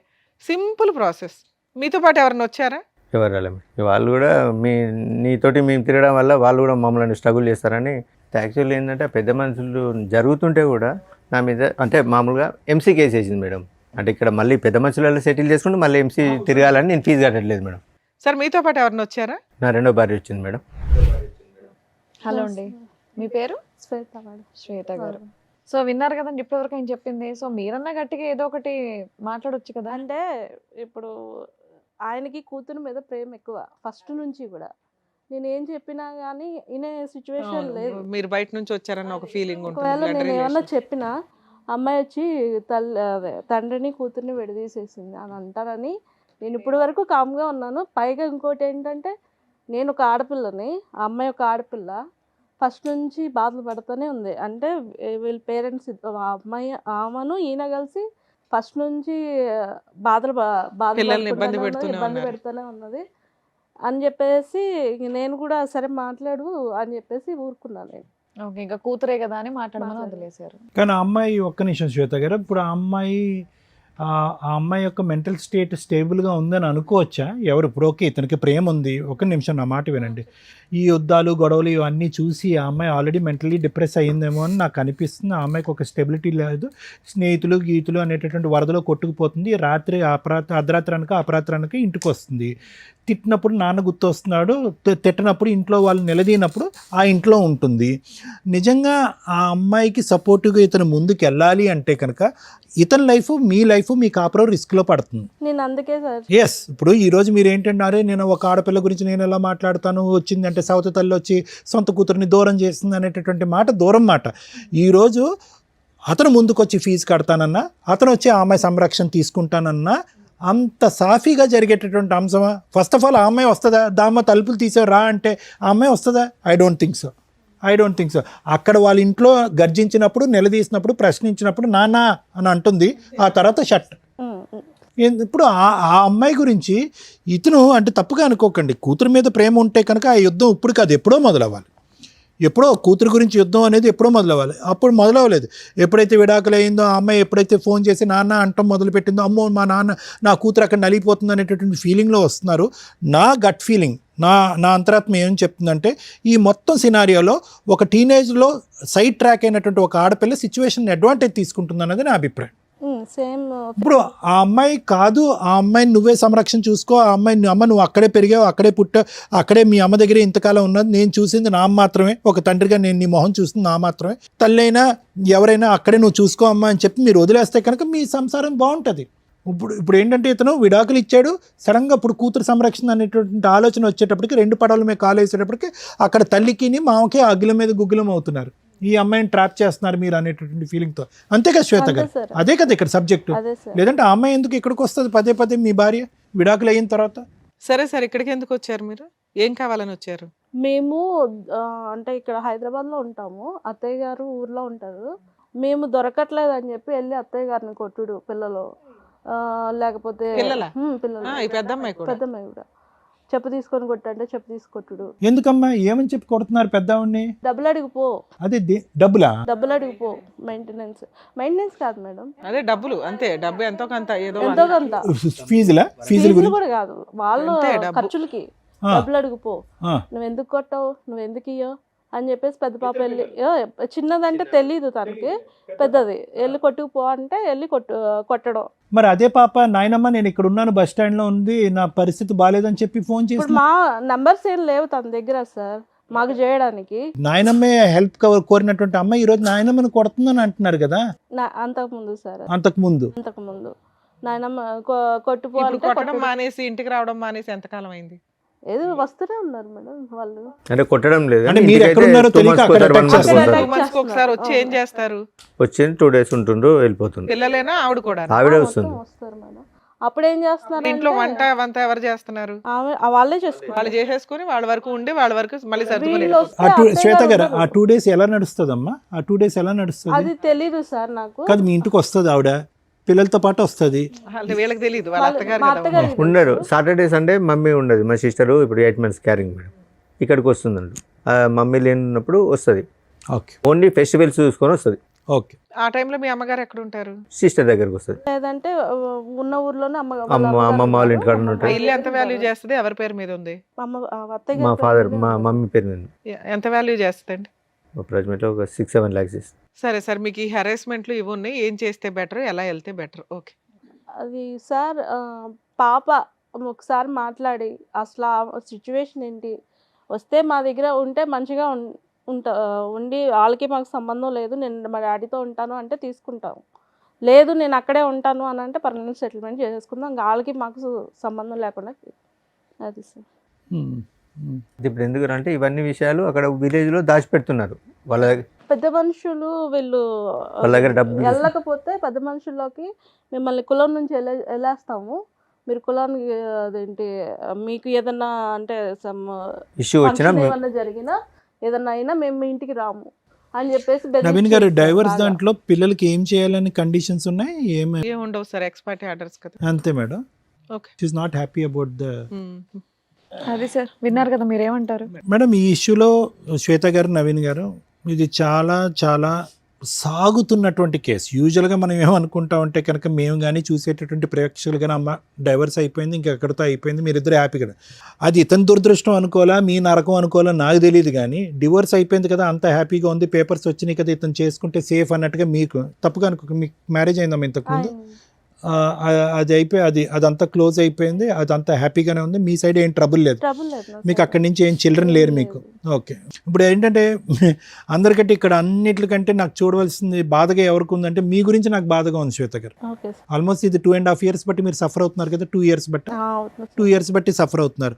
అంతా క్లోజ్ అయింది కదా హ్యాపీగా ఉందాం, నాకంటూ ఏ రెస్పాన్సిబిలిటీ లేదు, ఇతనితో కొత్త జీవితం ప్రారంభిద్దాం అంటే కనుక డివోర్స్ అయిపోయినటువంటి పెళ్ళం వచ్చి భార్య వచ్చి ఇప్పటికీ కూడా ఇబ్బంది పెట్టేటటువంటి దురదృష్టకరమైన పరిస్థితి చాలా రేర్గా చూస్తాం. నా వరకు అయితే లాయర్ మేడం చాలా చూసుంటారు కానీ చాలా రేర్గా చూస్తాం. అయితే ఇదేంటంటే ఇక్కడ తప్పుగా అనుకోకండి అమ్మ, ఇక్కడ నవీన్ గారిది కూడా తప్పు ఉంది శ్వేత గారు. ఇక్కడ ఏంటంటే కర్ర ఎరగదు పాము చావదు అన్నట్టుగా ఈ దరిద్రంగా ఇంత అంటే ఎంత దరిద్రంగా ఉందంటే ఇది ఒక పక్క నుంచి పిల్లలు నాశనం అయిపోతున్నారు. ఆ అమ్మాయిలు ఇద్దరు కూడా వాళ్ళ మెంటాలిటీ ఏంటి, వాళ్ళ వ్యక్తిత్వాలు ఏంటి, వాళ్ళు చదువుకుంటున్నారా లేదంటే ఆస్తుల గురించి పోరాడుతున్నారా, దండయాత్ర చేస్తున్నారా, నాయనమ్మ ఇంటి మీద దండయాత్ర చేస్తున్నారా, లేదంటే దొరికితే మీ ఇళ్ళ మీద దండయాత్ర చేస్తున్నారా, అక్కడ తల్లి మామయ్యతో చేతులు కలిపి ఈరోజు వాళ్ళ జీవితాలు ఎటుపోతున్నాయి అనేటువంటి గత్తెప్పినటువంటి పరిస్థితిలో వాళ్ళు ఉన్నారు ఈరోజు. ఎందుకు ఈరోజు నవీన్ గారు ఇప్పుడు ఎందుకంటే ఆవిడతో మనం మాట్లాడలేదు, ఆవిడ ఉద్దేశం ఏంటి, ఆవిడ ఎవరితో ఎటువంటి సంబంధం పెట్టుకుంది అనేటటువంటి అంశం ఈరోజు ఇతను చెప్పినటువంటి దాన్ని బట్టి మనం వీ కెనాట్ డిక్లేర్ చేయటం కూడా కాదు. ఆవిడతో మాట్లాడదామని ప్రయత్నం చేసేటప్పటికి ఆవిడ ఫోన్ మాట్లాడటానికి అంగీకరించలేదు. ఇక నవీన్ గారిని ఎందుకు నేను తప్పుపడుతున్నాను అంటే 3 అంశాలు. ఒకటి తాగుడు, ఆవిడకి ఎక్కడో నమ్మకం పోయింది. ఓకే సరే, ఆవిడ వెళ్ళిపోయిన తర్వాత తాగాడా ముందు ఉన్నప్పుడు తాగాడా అనేటటువంటిది అదొకటి. అది చిన్న అంశం వేశారు, ఇప్పుడు మానేశాను కదా ఇప్పుడు ఏం తాగట్లేదని మీరు అంటారు, అది పక్కన పెట్టండి. రెండోది ఏంటంటే బాధ్యత. ఆవిడ ఏంటంటే మొదటి నుంచి ఇతను పని చేయాలి, ఇది చేయాలి, అది చేయాలంది. మూడో అంశం ఏంటంటే కనుక ఈ నాంచుడు ధోరణి ఏదైతే ఉందో ఆవిడ నాంచిందా ఇతను నాంచాడు అనేది కాదు. వీళ్ళిద్దరూ 2008 పెళ్ళయిన తర్వాత 2023లోనో 22లోనో డైవర్స్ వచ్చిందండి. 22లో సార్, 22లో డైవర్స్ వచ్చింది. అదో 2 ఇదో 2 అంటే దగ్గర 14 సంవత్సరాల పాటు వీళ్ళు కొట్టుకుంటూనే ఉన్నారు. పెళ్లి చేసుకుని పట్టుమని 1-2 సంవత్సరాలు కూడా హ్యాపీగా లేరు, కొట్టుకుంటూనే ఉన్నారు. ఒకసారి ఆవిడ కాంప్రమైజ్ అయితే ఒకసారి ఇతను కాంప్రమైజ్ అవుతారు. ఏది ప్యారలల్గా ఇతను చెప్పినప్పుడు ఏది ఆవిడకి 2013-14 నుంచి ప్యారలల్గా ఇంకొక వ్యక్తితో సంబంధం ఉంది అనేటటువంటిది తెలిసినట్టు కూడా ఆవిడ ఇతని లెక్క ప్రకారం చెప్పిన లెక్క ప్రకారం అక్కడ ఒక గర్భం దాలుస్తుంది, ఆ గర్భాన్ని తీసేస్తుంది, ఆ ప్రెగ్నెన్సీ ఆవిడ అబార్ట్ చేసుకుంటుంది. ఇతనితో ఒకసారి సంసారం చేస్తుంది, ఆ ప్రెగ్నెన్సీ తీస్తుంది, మళ్ళీ ఇంకో పాపను కంటది. అంటే ఈ కన్ఫ్యూజన్లో ఎక్కడో చోట నవీన్ గారు బలంగా నిలబడి ఇతను ఏంటంటే కనుక ఎక్కడ బహుశా ఆ డబ్బులు ఇవ్వాల్సి వస్తుంది, ఆ మెయింటెనెన్స్ ఇవ్వాల్సి వస్తుంది అనేటటువంటి ఆలోచనతో ఏంటో అతని బ్యాక్గ్రౌండ్లో లీగల్గా ఉండేటటువంటి థాట్ ఏంటో నాకు తెలియదు, కానీ ఎప్పుడూ కూడా అతను నాకు ఈవిడ వద్దు, ఈవిడతో నేను సంసారం చేయను, కాపురం చేయను అనేటటువంటి పరిస్థితి వచ్చుంటే కనుక ఈరోజు ఆ ఆడపిల్లలు పుట్టకుండా అంటే రెండో ఆడపిల్ల పుట్టకుండా అయినా ఉండుండేదమ్మా. ఎందుకంటే వీళ్ళిద్దరి మధ్యన కొద్దో గొప్ప హ్యాపీగా ఉన్న టైంలో పెద్ద ఆడపిల్ల పుట్టేస్తుంది. ఓకే, కానీ వీళ్ళిద్దరి యొక్క డైనమిక్స్ ఎప్పుడు కూడా బ్యాలెన్స్డ్గా లేవు. ఇతను ఫైనాన్షియల్ రీజన్తోనో ఇంకో బాధ్యత తీసుకుంటుందో లేదంటే పిండి ఆరేస్తుందో డబ్బులు ఇవ్వాల్సిన ఉద్దేశంతో తూతూ మంత్రంగా ఆ అమ్మాయిని మళ్ళీ జీవితంలో పిలుచుకున్నాడు. అనవసరం రెండో బిడ్డ పుట్టింది కదమ్మా. అంటే కేవలం ఆ అమ్మాయి ఇతను చెప్పినటువంటి విధంగా ఏంటంటే ఆ అమ్మాయికి బ్యాలెన్స్ లేదు. ఒక పక్క నుంచి బయట బాయ్ ఫ్రెండ్, ఇంట్లో హస్బెండ్, ఈ హస్బెండ్ కావాలి, బాయ్ ఫ్రెండ్ కావాలి, అతనితో ఒకసారి ఇతనితో ఒకసారి అనేటటువంటి విధంగా ఇతను చెప్పిన మాటలు బట్టి ఆ అమ్మాయితో మనం మాట్లాడలేదు. ఇతను ఏంటంటే కనుక ఎక్కడ ఈవిడ్ని వదులుచుకుంటే కనుక ఎక్కడ ఫైనాన్షియల్ బర్డెన్ పడుతుంది, లేదంటే ఎక్కడ కోర్టుల చుట్టూ తిరగాలన్న ఉద్దేశంతో వీళ్ళు స్వార్థంతో ఇంకో బిడ్డను కనేసారుగా ఈరోజు. ఇప్పుడు ఆ ఇద్దరు ఆడపిల్లలే కదా ఇప్పుడు తల్లిని మించినటువంటి సైనికులు అయ్యారు. ఆ తల్లి చేసేటటువంటి యుద్ధకాండ దహనకాండ కంటే వాళ్ళిద్దరూ దాడి చేస్తున్నారుగా, నాయనమ్మ మీద పెట్టి కొట్లాడుతున్నారు కదా. అది డబ్బుల గురించా, ఆస్తి గురించా, లేదంటే వాళ్ళకి సరైనటువంటి న్యాయం జరగలేదు అనే ఉద్దేశంతోనే వాళ్ళు అటాక్ చేస్తున్నారు. ఈరోజు వాట్ ఎవర్ ద డైవర్స్ ఏదైతే ఉందో, ఎక్స్పార్టీ డైవర్స్ వచ్చిందో అందులో ఉండేటటువంటి కండిషన్తో మేమిద్దరం భార్యాభర్తలుగా విడిపోయామనే కానీ ఇతని పిల్లలకి ఎటువంటి న్యాయం చేయట్లేదు అనేటటువంటి ఉద్దేశంతో ఆ తల్లి వాళ్ళని ఉసుగొలుపుతుంది. వాళ్ళు న్యాయపరమైనటువంటి విధంగానే ముందుకు వస్తున్నారు. మాకేంటి మీకేంటి, మాకేంటి, మా పోషణ ఏంటి, మా ఆలోచన ఏంటి, మా భవిష్యత్తు ఏంటి, మా పెళ్ళిళ్ళు ఏంటి అనేటటువంటి ఆ విషయం గురించి లెక్క తేల్చుకోవాలి కానీ నవీన్ గారు. అవునండి. ఇక్కడ ఏంటి ఆవిడ వచ్చి ఇక్కడ ఏంటి నాకు నువ్వు భర్తగా కావాలి, డైవర్స్ మాట పక్కన పెట్టు, నేనే నీతో కాపురం చేస్తాను, నువ్వు సెకండ్ భార్యగా నువ్వెవరు అనే మాట ఆవిడ అన్నట్లే. ఇప్పుడు వచ్చేటటువంటి అంశం మనకు తెలియనటువంటి సీక్రెట్ ఏదన్నా ఉంది అంటే కనుక ఆ పిల్లల భవిష్యత్తు దృష్ట్యా ఏం న్యాయం చేశారు అలాంటప్పుడు పిల్లల్ని కనకూడదు. అది ఇక్కడ వచ్చేటటువంటి లైవ్లో ఉండేటటువంటి గొడవ. అది ఈ మధ్యలో ఏమవుతుందంటే ఓకే ఇవన్నీ లీగల్ పరమైనటువంటి అంశాలు, నాకు ఉన్నటువంటి పరిజ్ఞానం ఆ మాత్రమే, ఆ అంశం నేను పక్కన పెడతాను. కానీ ఇక్కడ తేల్చుకోవాల్సిన ప్రేక్షకులకు ప్రత్యేకంగా చెప్పేటటువంటిది అంశం ఏంటంటే భార్యాభర్తల మధ్యన మీ ఇద్దరి మధ్యన ఏమైనా డిఫరెన్సెస్ ఉంటే ఐదర్ మీడియేషన్ కానీ లేదంటే కౌన్సిలింగ్ ద్వారా కలిసే అన్నటువంటి ప్రయత్నం చేయండి, లేదంటే లీగల్ పరమైనటువంటి స్టెప్స్ తీసుకుని విడిపోవటానికైనా ప్రయత్నం చేయండి. ఏదైనా కూడా త్వరగా జరగాలి. ఆ న్యాయం కలిసి ఉండేటటువంటి న్యాయం అయినా త్వరగా జరగాలి, లేదంటే విడిపోయేటటువంటి న్యాయం అయినా జరగాలి. ఎందుకంటే ఇందులో ప్రత్యేకంగా ఈ యుద్ధంలో పిల్లలు పావులు అవుతారు, ఫైనల్గా పిచ్చి వాళ్ళు అవుతారు. ఇప్పుడు చూడండి ఆ పిల్లలు పెద్ద అమ్మాయి ఖచ్చితంగా నేను చెప్తున్నాను ఆ అమ్మాయి మానసికపరమైనటువంటి స్టెబిలిటీ మీద ఒక క్వశ్చన్ మార్క్ ఉంది, చదువు సంధ్యల మీద ఎటువంటి దృష్టి పడుతుంది అనేటటువంటి అంశం మీద ఒక క్వశ్చన్ మార్క్ ఉంది, వ్యక్తిత్వం ఏం మారిపోతుంది అనేటటువంటి దాని మీద క్వశ్చన్ మార్క్ అవుతుంది. ఎందుకంటే ఉదయం లేచిన దగ్గర నుంచి సాయంత్రం వరకు వాళ్ళకి ఫుల్ టైం ఎజెండా ఏదన్నా ఉంది అంటే తండ్రి ఎక్కడ ఉన్నాడు, ఆ అమ్మాయి పెళ్లి చేసుకున్న శ్వేత ఎక్కడుంది, వాళ్ళిద్దరు దొరుకుతారా, లేదంటే వాళ్ళు దొరకనప్పుడు ఆ ఇంటి మీద దాడి చేద్దాం. మాకేం రావాల్సినటువంటిది కరెక్టే, వాళ్ళు ఫైట్ చేసేటటువంటిది బహుశా వాళ్ళు ఆడపిల్లలు ఫైట్ చేసేటటువంటి దాంట్లో న్యాయం ఉందండి. ఎందుకంటే మీరిద్దరు సుఖ సంతోషాలని సింపుల్గా డైవర్స్ వచ్చేసింది, మీరిద్దరు హ్యాపీగా ఉన్నారు, రేపో మాపో మీకు ఒక పిల్లో పుడుతుంది, మా పరిస్థితి ఏంటి అనేటటువంటి అభద్రత గురించి మాట్లాడుతున్నారు ఆ పిల్లలు. దానివల్ల వాళ్ళు మానసికంగా డిజాస్టర్ అయిపోతున్నారు. దాంతోపాటు ఏంటంటే వాళ్ళ అమ్మ ఒక పక్క నుంచి వాళ్ళ మావయ్య ఒక పక్క నుంచి వాళ్ళిద్దరు బ్రెయిన్లో ఫీడింగ్ ఇచ్చేటప్పటికి ఇద్దరు ఆడపిల్లల యొక్క మానసిక పరిస్థితి కంప్లీట్గా ఇంబ్యాలెన్స్ అయింది. సో నా వరకు ఏంటంటే ఎవరైనా కూడా దయచేసి పిల్లల మీద ఇటువంటి ప్రభావం పడేంత వరకే యాజ్ ఇట్ ఈస్ టీనేజ్లో ఉండేటటువంటి ఆడపిల్లలైనా అబ్బాయిలైనా వాళ్ళ యొక్క ఎడ్రినర్జిక్ రెస్పాన్స్ వల్ల వాళ్ళు కొద్దిగా హైపర్గానే ఉంటారు, అడ్వెంచరస్గానే ఉంటారు, ఛాలెంజింగ్గానే ఉంటారు, స్టబర్న్గా ఉంటారు, మొండిగా. ఇవన్నీ కూడా హార్మోన్ పరమైనటువంటి మార్పు. కానీ అది 30% అయితే కనుక ఇటువంటి మానసిక పరిస్థితి క్రియేట్ చేసేటటువంటి తల్లిదండ్రులు మన స్వార్థపూరితమైనటువంటి ఆలోచనల గురించి ఈరోజు అమ్మాయి ఖచ్చితంగా డబుల్ గేమ్ ఆడట్లే. పెద్ద అమ్మాయి ఇంట్లో వాళ్ళ అమ్మ నాన్న గర్జించినప్పుడు లేదంటే వాళ్ళ అమ్మని మామయ్య గర్జించినప్పుడు ఒక విధంగా. సో నేను అనేది అంటే అది ఒక అంశం అండి నేను ప్రత్యేకంగా చెప్పేది. రెండోది ఏంటంటే ఇప్పటికీ కూడా నాకు తెలిసినటువంటి కొద్దిపాటి పరిజ్ఞానంతో నవీన్ గారు ఈరోజు ఖచ్చితంగా మీరు అనుకుంటే కనుక ఇది ఈజీగా తేల్చుకోవచ్చు, ఇది పెద్ద కష్టం కాదు. మీరు కూడా ధైర్యంగా వెళ్ళి పోలీస్ స్టేషన్లో అనవసరంగా డైవర్స్ అయిపోయిన తర్వాత మా భార్య వచ్చి మా మీద హెరాస్ చేస్తుంది, పిల్లల ద్వారా మా మీద దాడి చేపిస్తుంది అనేటటువంటి విధంగా మీరు పోలీస్ స్టేషన్లో కేసు పెడితే కనుక ఇది ఎక్కడో చోట గీత గీయచ్చు. కానీ మీకున్న భయం ఏంటంటే బహుశా ఇక్కడ ఏంటంటే ఎంతో కొంత లెక్క చెప్పో ఫైనాన్షియల్గా వాళ్ళకు ఒక అడ్వాంటేజ్ ఇచ్చో లేదంటే ఒక భవిష్యత్తు పరమైనటువంటి ఒక గ్యారంటీ ఇచ్చో మీరు బయటపడాలి. దానికి మీరు మెంటల్గా ప్రిపేర్ అవ్వలేదు. పెద్ద పాప పాడైపోతుంది, అక్కడ హెరాస్మెంట్ గురవుతుంది, వాళ్ళ అమ్మ దారిలో నడుస్తుంది కాబట్టి నేను పెద్ద పాప మీద జాలి చూపెడుతున్నానంటే కన్న కూతురు కాబట్టి మీకు ఆ ఫీలింగ్ ఉంటుంది. కానీ అది ఇక్కడ ప్రయారిటీగా మాట్లాడవలసినటువంటి అంశం కాదు, అది మనస్ఫూర్తిగా మీ ఆలోచన కూడా కాదు. ఎక్కడ పిల్లలకి లెక్క చెప్పాలో, ఏ విధంగా వాళ్ళు భవిష్యత్తును నిలబెట్టాలో, ఏ విధంగా బాధ్యత తీసుకోవాలో, ఏ విధంగా పెళ్ళిళ్ళు చేయాలో, ఏ విధంగా వాళ్ళిద్దరికి ఒక ఫైనాన్షియల్ స్టెబిలిటీ ఇవ్వాలో అనేటటువంటి ఈ ఎజెండాను చూసి బహుశా మీరు భయపడుతూ ఆ హెరాస్మెంట్కి ఒక పక్క నుంచి మీరు దాసోహం అంటున్నారే కానీ ఆ బ్యాలెన్స్ ఆ లెక్క అనేటటువంటిది తేల్చుకోవటానికి మీరు ఇష్టపడండి. మీరు ఎప్పుడైతే కనుక ఆ లెక్క అనేటటువంటి తేల్చుకుంటారో ఈ కాన్స్టెంట్గా మీ భార్య దగ్గర నుంచి కానీ మీ కూతురుల దగ్గర నుంచి కానీ మీకు కానీ మీ అమ్మగారి మీద కానీ జరిగేటటువంటి హెరాస్మెంట్కి ఫుల్ స్టాప్ చెప్పలేరు అనేటటువంటిది నా అభిప్రాయం. Thank you sir. Madam sir ఇప్పుడు ఏమైనా కేసులు పెండింగ్ ఉన్నాయా? ప్రజెంట్ ఏం లేవు. మొదటి భార్య హక్కులు వర్సెస్ రెండో భార్య హక్కులు వర్సెస్ భర్త హక్కులు, వీటి గురించి కొంచెం బేసిక్ నాలెడ్జ్ ఉంటే ఈ కేసు ఇక్కడ దాకా వచ్చేదే కాదు. ఇక్కడ అప్రిషియేట్ చేయాల్సిన వ్యక్తి ఎవరు అంటే సెకండ్ వైఫ్. ఎందుకు అంటే ఒక వ్యక్తిని నమ్మి ఆల్రెడీ ఫస్ట్ ఏదో డైవర్స్ అవుతాయి, సెకండ్ వ్యక్తిని నమ్మినప్పుడు ఏం చూసింది అంటే డైవర్స్ పేపర్ చూసింది. ఏంటి డైవర్స్ పేపర్స్? ఎక్స్పార్టీ ఆర్డర్స్ వస్తే ఆ ఆర్డర్ లీగల్గా వ్యాలిడా అంటే ఆఫ్టర్ 6 months చేసుకునే మ్యారేజ్ లీగల్గా వ్యాలిడ్. ఇప్పుడు వాళ్ళ ఫస్ట్ వైఫ్ ఛాలెంజ్ చేసి అపీల్ కోర్టులో హైకోర్టులో ప్రొసీడ్ అయితే మీరు చాలా న్యూస్ల్లో చూస్తూ ఉంటారు, డైవర్స్ కేసు పెండింగ్ ఉండగా మ్యారేజ్ వ్యాలిడ్ అని. సగం ఇన్ఫర్మేషనే మీకు తెలుసు. ఇలాంటిది వ్యాలిడ్. ఎలాంటిది? అతను ఎక్స్ పార్టీ ఆర్డర్సో ఏదో తెచ్చుకున్నాక 6 మంత్స్ దాటిపోయినాక వాళ్ళు డైవర్స్ కేసు హైకోర్టులో అప్పీల్‌కి వేసుకున్నప్పుడు, ఈ మ్యారేజ్ డిలే లేతే లోయర్ కోర్ట్‌లోనే రీఓపెన్ చేసినప్పుడు డిలే అయిపోయింది. లిమిటేషన్ అయిపోయింది. లిమిటేషన్ తర్వాత చేసుకునే మ్యారేజ్ లీగల్‌గా వ్యాలిడ్. సో, ఆ డైవర్స్ కేస్ కంటిన్యూ అవుతూనే ఉంటుంది. ఫైనల్‌గా జడ్జి గారు అట్లాంటి కేసుల్లో కొంత కాంపెన్సేషన్ ఆర్డర్ చేస్తారే తప్ప, ఈ సెకండ్ మ్యారేజ్ వ్యాలిడ్ కాదు అని అనరు. సో, ఎవరన్నా జెంట్స్ గాని, లేడీస్ గాని మీకు X party orders, divorce copies కనుక చూపిస్తే 6 మంత్స్ కంప్లీట్ అయిందా లేదా చూసుకొని ఆఫ్టర్ 6 మంత్స్ మ్యారేజ్ చేసుకోండి. అది లీగల్‌గా వ్యాలిడ్.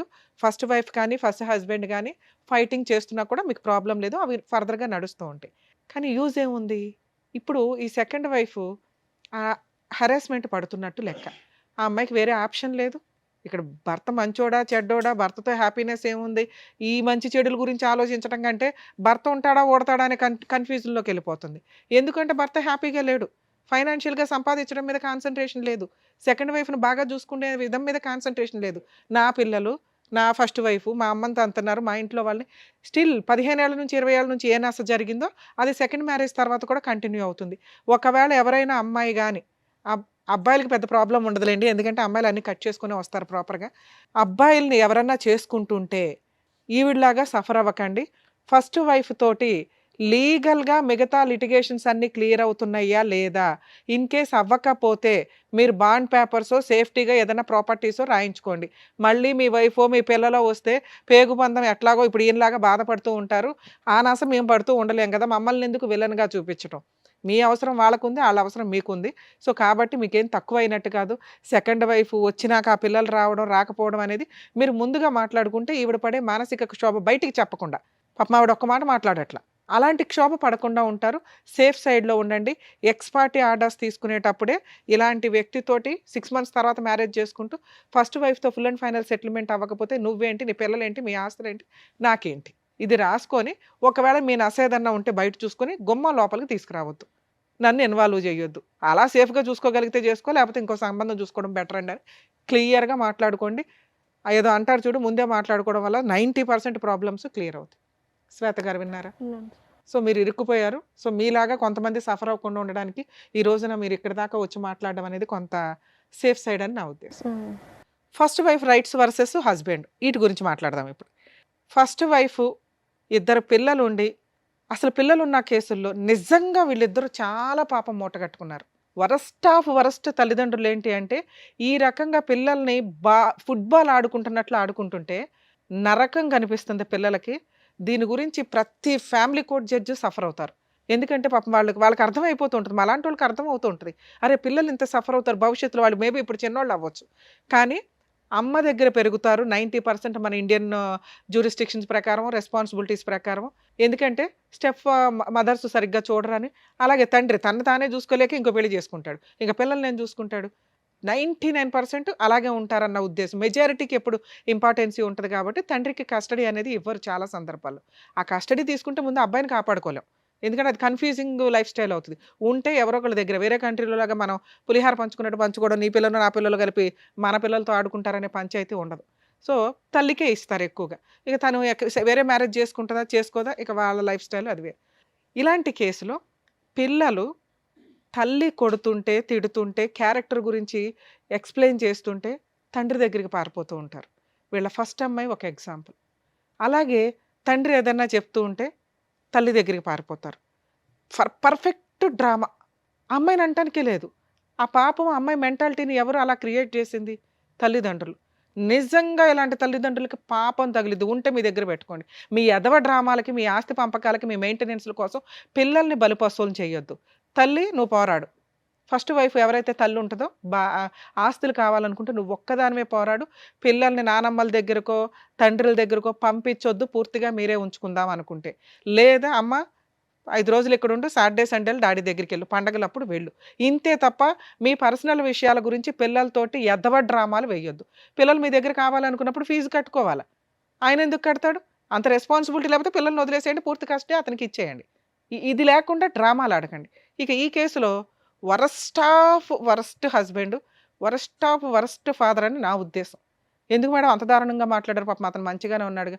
బయటకే మంచి. అతని మెంటాలిటీ కరెక్ట్ కాదు. ఇలా ఉన్న వాళ్ళకి ఈ నస జీవితకాలం కంటిన్యూ అవుతుంది. ఎందుకు అంటే ఆయన ఎక్కడా కూడా ఒక ప్రాబ్లంకి పుని స్టాప్ పెట్టట్ల. వరస్ట్ కొడుకు కూడా ఇంకా దారుణం ఏంటంటే ఎందుకు ఇప్పుడు ఆయనతోటే మాట్లాడి తెలుసుకుందాం. మీలాంటి వాళ్ళని ఈ మధ్య కోర్టుల్లో చూస్తున్నాం. భార్యకి మెయింటెనెన్స్ కట్టొద్దు. నేను ఆ విషయానికి 100% సపోర్ట్ చేస్తాను. ఎందుకంటే మీ ఇద్దరు గట్టిగా 10 రోజులు కాపురాలు చేస్తారు, బయటికి వెళ్ళిపోయి మెయింటెనెన్స్లని జెంట్స్ని జలగల్లాగా పీకు తింటున్న మహిళలు బోలు మంది ఉన్నారు. వాళ్ళు నా దృష్టిలో నేను చాలా ఇబ్బందిగా అనుకుంటాను. ఆ మాట అనటం బాగుండదు. కానీ జాబులు చేసుకోవాలా, ఇండివిజువల్గా బతకాలా, కుదిరితే ఫుల్ అండ్ ఫైనల్ సెటిల్మెంట్ చేసుకోవాలా, లేదా భర్తతో కలిసి సర్దుకుపోవాలా. భర్త ఎందుకు పోషించాలి? నువ్వు కూడా పోషించవచ్చు. చదువుకుంటున్నావు, జాబులు చేస్తున్నావు, కుటుంబాన్ని లేడీస్ కూడా పోషించవచ్చు అనేది నా ఉద్దేశం. ఎప్పుడు మంచి భర్త అయితే. మీరు ఎక్కడ మంచి భర్త? ఏమయ్యా నీ శాలరీ ఎంత అంటే, మేడం మా ఆవిడకి అక్రమ సంబంధం ఉంది అందుకే సరిగ్గా చేయలే. సరే అక్రమ సంబంధం వదిలేయచ్చు కదండి, బాబు పిల్లలు ఉన్నారు కావాలి. ఎప్పుడైతే అక్రమ సంబంధం ఉంది అన్నావో ఆవిడొద్దు మనకి. ఎందుకంటే అలాంటి క్యారెక్టర్లెస్ అనే అమ్మాయిని ఇంట్లోకి తెచ్చి నువ్వు ఏ రకంగా పడుకుంటావు, ఏ రకంగా ఇంకో పిల్లని కంటావు? నీ క్యారెక్టరే లేదు కదా. అంటే మీకు అవసరం కేసులు వేస్తే కోర్టుల చుట్టూ తిరగాల, ఏదో రకంగా అబద్ధం చెప్పి ఇంట్లోకి తెచ్చుకొని 4 రోజులు వాడేసుకొని మళ్ళీ కేసులన్నీ క్లోజ్ చేసుకున్నా మళ్ళీ పోటాడుకుందాం ఫ్రెష్గా. 2, భార్యకి మెయింటెనెన్స్ ఇవ్వకపోతే అది మీ హక్కు, నేనేం మాట్లాడను. మీకు పుట్టిన పిల్లలకి మీరు మెయింటెనెన్స్ ఇవ్వకుండా బాబ్బా జైలుకి వెళ్ళి వచ్చేసారు.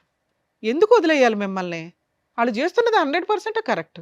మీ ఫస్ట్ వైఫ్ చేస్తున్నది 100% కరెక్ట్, వాళ్ళ బ్రదర్ చేస్తున్నది 100% కరెక్ట్. అప్పనంగా ఒక అమ్మాయిని పెళ్లి చేసుకొని ఆవిడ క్యారెక్టర్ అసాసినేషన్ చేసేసి మళ్ళీ దానికి ఒక ఎవిడెన్స్గా కూతుర్ని పెట్టుకొని ఇక ఈరోజు కూతురు పరువు కూడా తీసేశారు. ఇక్కడికి వచ్చి వాళ్ళకి ₹1 ఇవ్వకుండా, మేడం బాగా నస్తుందండి, మమ్మల్ని చంపేస్తున్నారు, మా అమ్మని మీరు మీలాంటి కొడుకు ఉండడం వల్ల మీ అమ్మ తన్నులుతుంది. మనవరాల చేతుల్లోనూ, కోడల చేతుల్లోనూ, వాళ్ళ బ్రదర్ చేతుల్లోనూ పోలీస్ స్టేషన్లకు తిరుగుతున్నారు, నర్రకం పడుతున్నారు. వీటన్నిటికీ రీజన్ ఏంటో తెలుసా? మీ బిహేవియర్. మీరు ఒక ఇంటర్ చదివో బయటకు వచ్చిన పిల్లలు కూడా ఈ రోజున 15,000 అన్న మాట నేను వినట్ల. కనీసం 2025కి వచ్చేసరికి వాళ్ళు ఆటోమేటిక్గా 30లు 40లు సంపాదిస్తున్న సొసైటీలో మనం ఉన్నాం. మీరు స్టిల్ ఇప్పటికీ 15,000 అని చెప్తున్నారు తెలుసా? 18 మేడం. 18 చూసారా? 3,000 మీకు చాలా. ఆఫ్టర్ ఆల్ సార్ ఈరోజు మనం ఒక చోట నుంచి ఇంకో చోటకి వెళ్తే 3,000 ఈజీగా అయిపోతాయి. అలాంటి 18,000 మీరు ఎన్ని రోజుల నుంచి సంపాదిస్తున్నారో నాకు అర్థం కాల. ఈవిడికి చెప్పడానికి ఏదో జాబ్ చేసి ఉంటారు, అదే కంటిన్యూ. కానీ ఇక్కడ మీరు కరెక్ట్గా లేరు కదా, అది క్లియర్ చేసుకోవాలి ఫస్ట్. ఓకే, నన్ను ఎవరో ఒకరికి న్యాయం చేయండి. మిమ్మల్ని నమ్ముకుని ఒక అమ్మాయి వచ్చింది, ఈవిడే మీ లైఫ్. ఇంకా పిల్ల, రెండో పిల్ల, ఫస్ట్ భార్య ఇవి కాదు. ఈవిడికి ఫస్ట్ అమ్మాయికి నేను న్యాయం చేయలే, రమ్య గారు చెప్తున్నారు. పిల్లలకి న్యాయం చేయలే, రమ్య గారు చెప్తున్నారు. కన్న తల్లికి న్యాయం చేయలే, రమ్య గారు చెప్తున్నారు. నన్ను నమ్ముకొని ఇంకో అమ్మాయి వచ్చింది, ఆవిడకన్నా న్యాయం చేద్దాం, ఇక్కడ నుంచి కొత్త లైఫ్ స్టార్ట్ చేద్దాం అని అనుకుంటే ఇంకోసారి ఇట్లాంటి స్టేజ్ మీద కూర్చోకండి. ఏం చేయాలి మరి? ఈ అమ్మాయిని కాపాడాలంటే వాళ్ళకి న్యాయం చేయాలి. ఈ అమ్మాయికి న్యాయం చేయాలంటే ఏం చేయాలి? వాళ్ళకి న్యాయం చేయాలి. మీ అమ్మకి న్యాయం చేయాలంటే ఏం చేయాలి? వాళ్ళకి న్యాయం చేయాలి. ఏమి న్యాయం చేయాలా? ఉన్నది ఒక 6 లక్షల ఇల్లు, అది మీ అమ్మగారిది. ఉన్నది ఒక 1/2 ఎకరం, అది 3 వాటాలు. అంటే మీ దగ్గర ఏమీ లేవు పంపకాలు చేయడానికి. మీ అమ్మగారి తదనంతరం మిగిలేదు కూడా 1 లక్షే. ఆ ఇల్లు మీ ముగ్గురు పంచుకుంటే. అర్థమవుతుందా? ఎక్కడో 1 లక్ష, అక్కడో 2 లక్షలు, 3 లక్షలు మీ దగ్గర ఉన్న పంచాయతీ. ఆ అమ్మాయికి ఫుల్ అండ్ ఫైనల్ సెటిల్మెంట్ అవ్వకపోతే భూమి బద్దలైనా మీకు ఈ ప్రాబ్లం సాల్వ్ అవ్వదు. పోనీ మీరు అక్కడెక్కడన్నా దాన్ని పుని స్టాప్ పెడుతున్నారా? పెట్టట్లా. ఏ పెద్ద మనుషులు సార్ డైవర్స్ వచ్చిన తర్వాత అమ్మా నువ్వు వెళ్ళి కలుసుండు అనేది ఎందుకన్నారో తెలుసా? ఆ పెద్ద మనుషులు ఆ అమ్మాయికి పిల్లలకి న్యాయం చేయడం కోసం. పిల్లలు ఉన్నారు కాబట్టి మీరు కలిసి ఉండండి అల్లా. పిల్లల్ని రోడ్డు మీద వేసేవరా నువ్వు? ఆ పిల్లలు ఉండడానికి షెల్టర్ కావాలని మీ ఇంట్లోకి పంపించారు. అంతే తప్ప వాళ్ళు మీకు అన్యాయం చేయలేదు, ఆ అమ్మాయికి ఏమీ న్యాయం చేయలే. కానీ లీగాలిటీ ఒకటి ఉందిగా. వన్స్ డైవర్స్ వచ్చినాక ఫోర్స్ఫుల్గా మీ అమ్మగారి ఇంట్లోకి అంటే అత్తగారి ఇంట్లోకి ఫోర్స్ఫుల్గా వెళ్ళే రైట్స్ ఏ కోడలికి ఉండవు తల్లి. ఈయన మీద ప్రాపర్గా కేసులు వేసుకుని ఉంటే సరిపోయేది. ఎంత తెలివితేటలంటే వరస్ట్ ఫాదర్ అని నేను ఎందుకు అన్నానంటే, పిల్లలకి ఇవ్వాల్సిన 2 లక్షలు మీరు అరేంజ్ చేసుకోకుండా 1 మంత్ జైలుకి వెళ్ళారండి. సరే ఆ అమ్మాయికి ఇవ్వాల్సింది ఇవ్వద్దు, పిల్లలకు ఒక 50,000 సర్దుకోవాలిగా.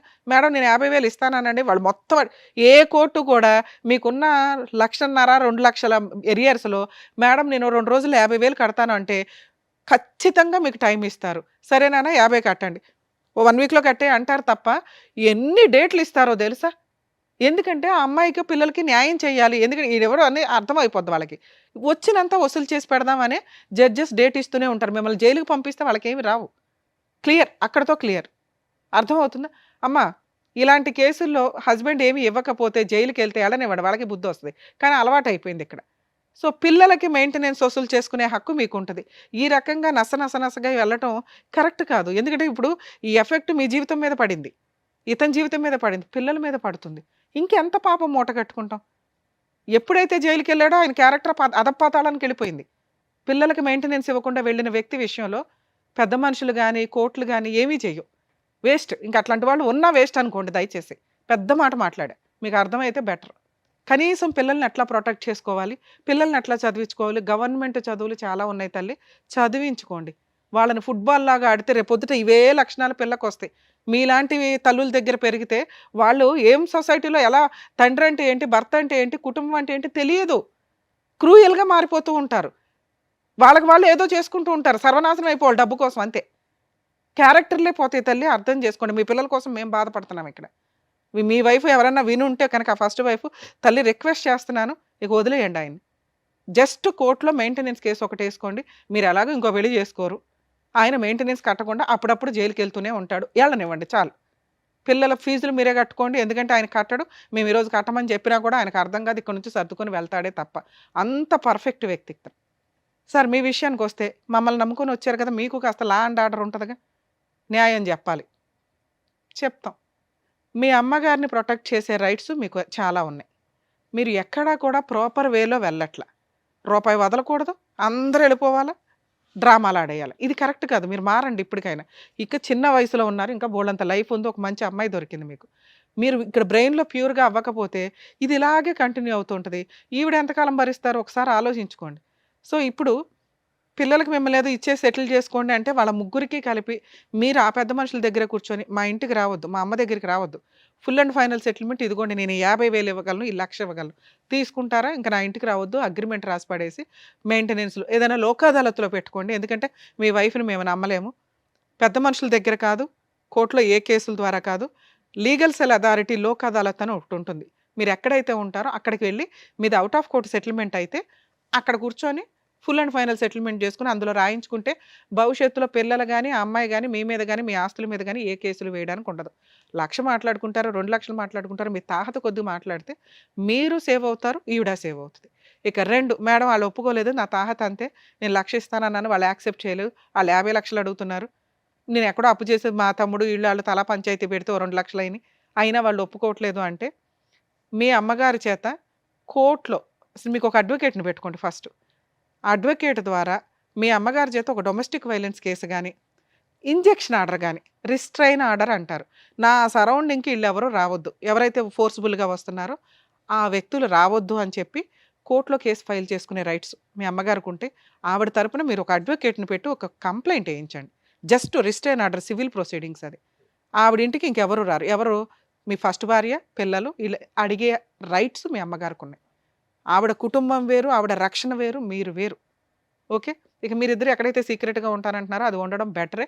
మీరు ఎప్పుడైనా ఓ 2,00,000 ఇచ్చి సెటిల్మెంట్ చేసుకుంటాము, ఓ 5,00,000 ఇచ్చి సెటిల్ చేసుకోగలం, ఓ 10,00,000 ఇచ్చి సెటిల్ చేసుకోగలం అన్నప్పుడు బయటకు వెళ్ళి పెద్ద మనుషులతో మాట్లాడుకోండి. ఇక 2వ ఆప్షను, మీకేదో ప్రాణహాని ఉంది, టెన్షన్గా ఉంది, మీరు ఏదైనా కంప్లైంట్ వేయొచ్చు. ప్రైవేట్ కంప్లైంట్ అంటారు. ఎందుకంటే మీ దగ్గర అంతకుముందు ప్రాబ్లమ్స్ అయినవి ఉన్నాయి కదా, అవన్నీ కూడా ఎవిడెన్స్లు పెట్టుకొని జస్ట్ ఎప్పుడైనా మీరు బయటకు దొరికేశారు, బయటకు దొరుకుతున్నాం అనిపిస్తే ప్రైవేట్ కంప్లైంట్ ఫైల్ చేయండి, మీకు కూడా ప్రొటెక్షన్ వస్తుంది. మీ మదర్ది వేరే, మీరు ఉండవసరం లేదు, అడ్వకేట్ని పెట్టి వేయించండి. మీ మదర్ తరపున లాయర్ ఫైట్ చేస్తారు, మీ మదర్ కూడా కోర్టులకు వెళ్ళవసరం. మీ తరపున వచ్చి మీరు అడ్రస్ చెప్పాల్సి వస్తుంది. కాబట్టి మీరు ఇప్పుడు వేసుకుంటారా, తర్వాత వేసుకుంటారా, మీ ఇష్టం. మీరు కూడా ప్రొటెక్షన్ కోసం ప్రైవేట్ కంప్లైంట్ వేసుకోవాలి. మీ ప్రాబ్లం ఎప్పుడు సాల్వ్ అవుతుంది? ఫుల్ అండ్ ఫైనల్ సెటిల్మెంట్ అయిన రోజే సాల్వ్ అవుతుంది. అమ్మ ఫస్ట్ వైఫ్కి చెప్తున్నాను, ఇందాక చెప్పాను క్యారెక్టర్ల గురించి, పిల్లల గురించి. అలాగే మీ క్యారెక్టర్ని ఇక్కడ ఎవ్వరూ ఏం మాట్లాడట్లేదు తల్లి, ఎందుకంటే మీ హస్బెండే మాకు నాకు నచ్చల. ఎందుకు అంటే ఆయన మీ గురించి చాలా ఎలిగేషన్స్ చెప్పేశాడు. పిల్లలు ఉన్నారు కాబట్టి అవి నిజం కాదని అనుకుందాం, ఎందుకంటే మీ అమ్మాయి మాటలు కూడా మేము నమ్మం. మీ కూతురే వచ్చి చెప్పిందండి, ఆయన దగ్గర ప్రాపర్ ఎవిడెన్స్ లేవు, మీ ఆయనే నమ్మాడు నిన్ను, మా ఆవిడ మంచిదండి అనే నీతో ఇంకోసారి పిల్లలకి అన్నాడు. సో మీ పిల్లలు ఉన్న కేసుల్లో మీ క్యారెక్టర్ని మేము ఇక్కడ ఎవ్వరూ మాట్లాడట్లా. మీరు క్యారెక్టర్ లెస్, అబ్బాయితో అక్రమ సంబంధాలు ఉన్నాయా లేదా అని. మీ కూతురు చెప్పింది కూడా మేము నమ్మట్లేదమ్మా, ఎందుకంటే అమ్మాయి మైనరు, అలాగే ఆ అమ్మాయి చాలా అబద్ధాలు, అక్కడ మాటలు ఇక్కడ, ఇక్కడ మాటలు అక్కడ ఎంటర్టైన్ అవ్వడం కోసం చెప్తుంది. సో మీ క్యారెక్టర్ని మేము ఇక్కడ ఏమీ మాట్లాడట్లేదు. ఇక 3, పిల్లల మెయింటెనెన్స్ కోసం మీరు ఒక ఎంసీ కేసు ఫైల్ చేసుకోండి. ఆయన దొరికితే జైలుకి వెళ్తూ ఉంటాడు. ఇట్లాంటివి ఆయన్ని జైలుకి పంపించడానికే మీరు చూసుకుంటూ ఉండండి ఆ ఎంసీ ద్వారా. లేదా అప్పుడు ఫుల్ అండ్ ఫైనల్ సెటిల్మెంట్ చేసుకుంటాడు. దయచేసి అత్తగారి దగ్గరికి వెళ్ళకండి అమ్మా, ఎందుకంటే ఆవిడే ముసలావిడ. ఎందుకు ఇవన్నీ ఇప్పటికే బోళ్ళంత ఏమో చేస్తే ఇవన్నీ కష్టాలు వస్తున్నట్టు లెక్క, అవి పిల్లలకి ఇబ్బంది కూడా అవుతున్నాయి. ఇది నా personal request madam. Thank you madam. So అదండి, సో మేడం చెప్పింది మీకు క్లియర్గా అర్థమైంది అనుకుంటాను. సో చెప్పినట్టుగా చేయండి అండ్ మీరు కూడా జాగ్రత్త. Thank you. Thank you. So thank you so much sir. Thank you so much madam. Naveen Kumar గారు ఆయన సమస్య చెప్పుకోవడానికి వచ్చారు. ఏం చేస్తే బాగుంటుందని చెప్పినందుకు థ్యాంక్ యూ సో మచ్. మరో కథతో మళ్ళీ కలుద్దాం.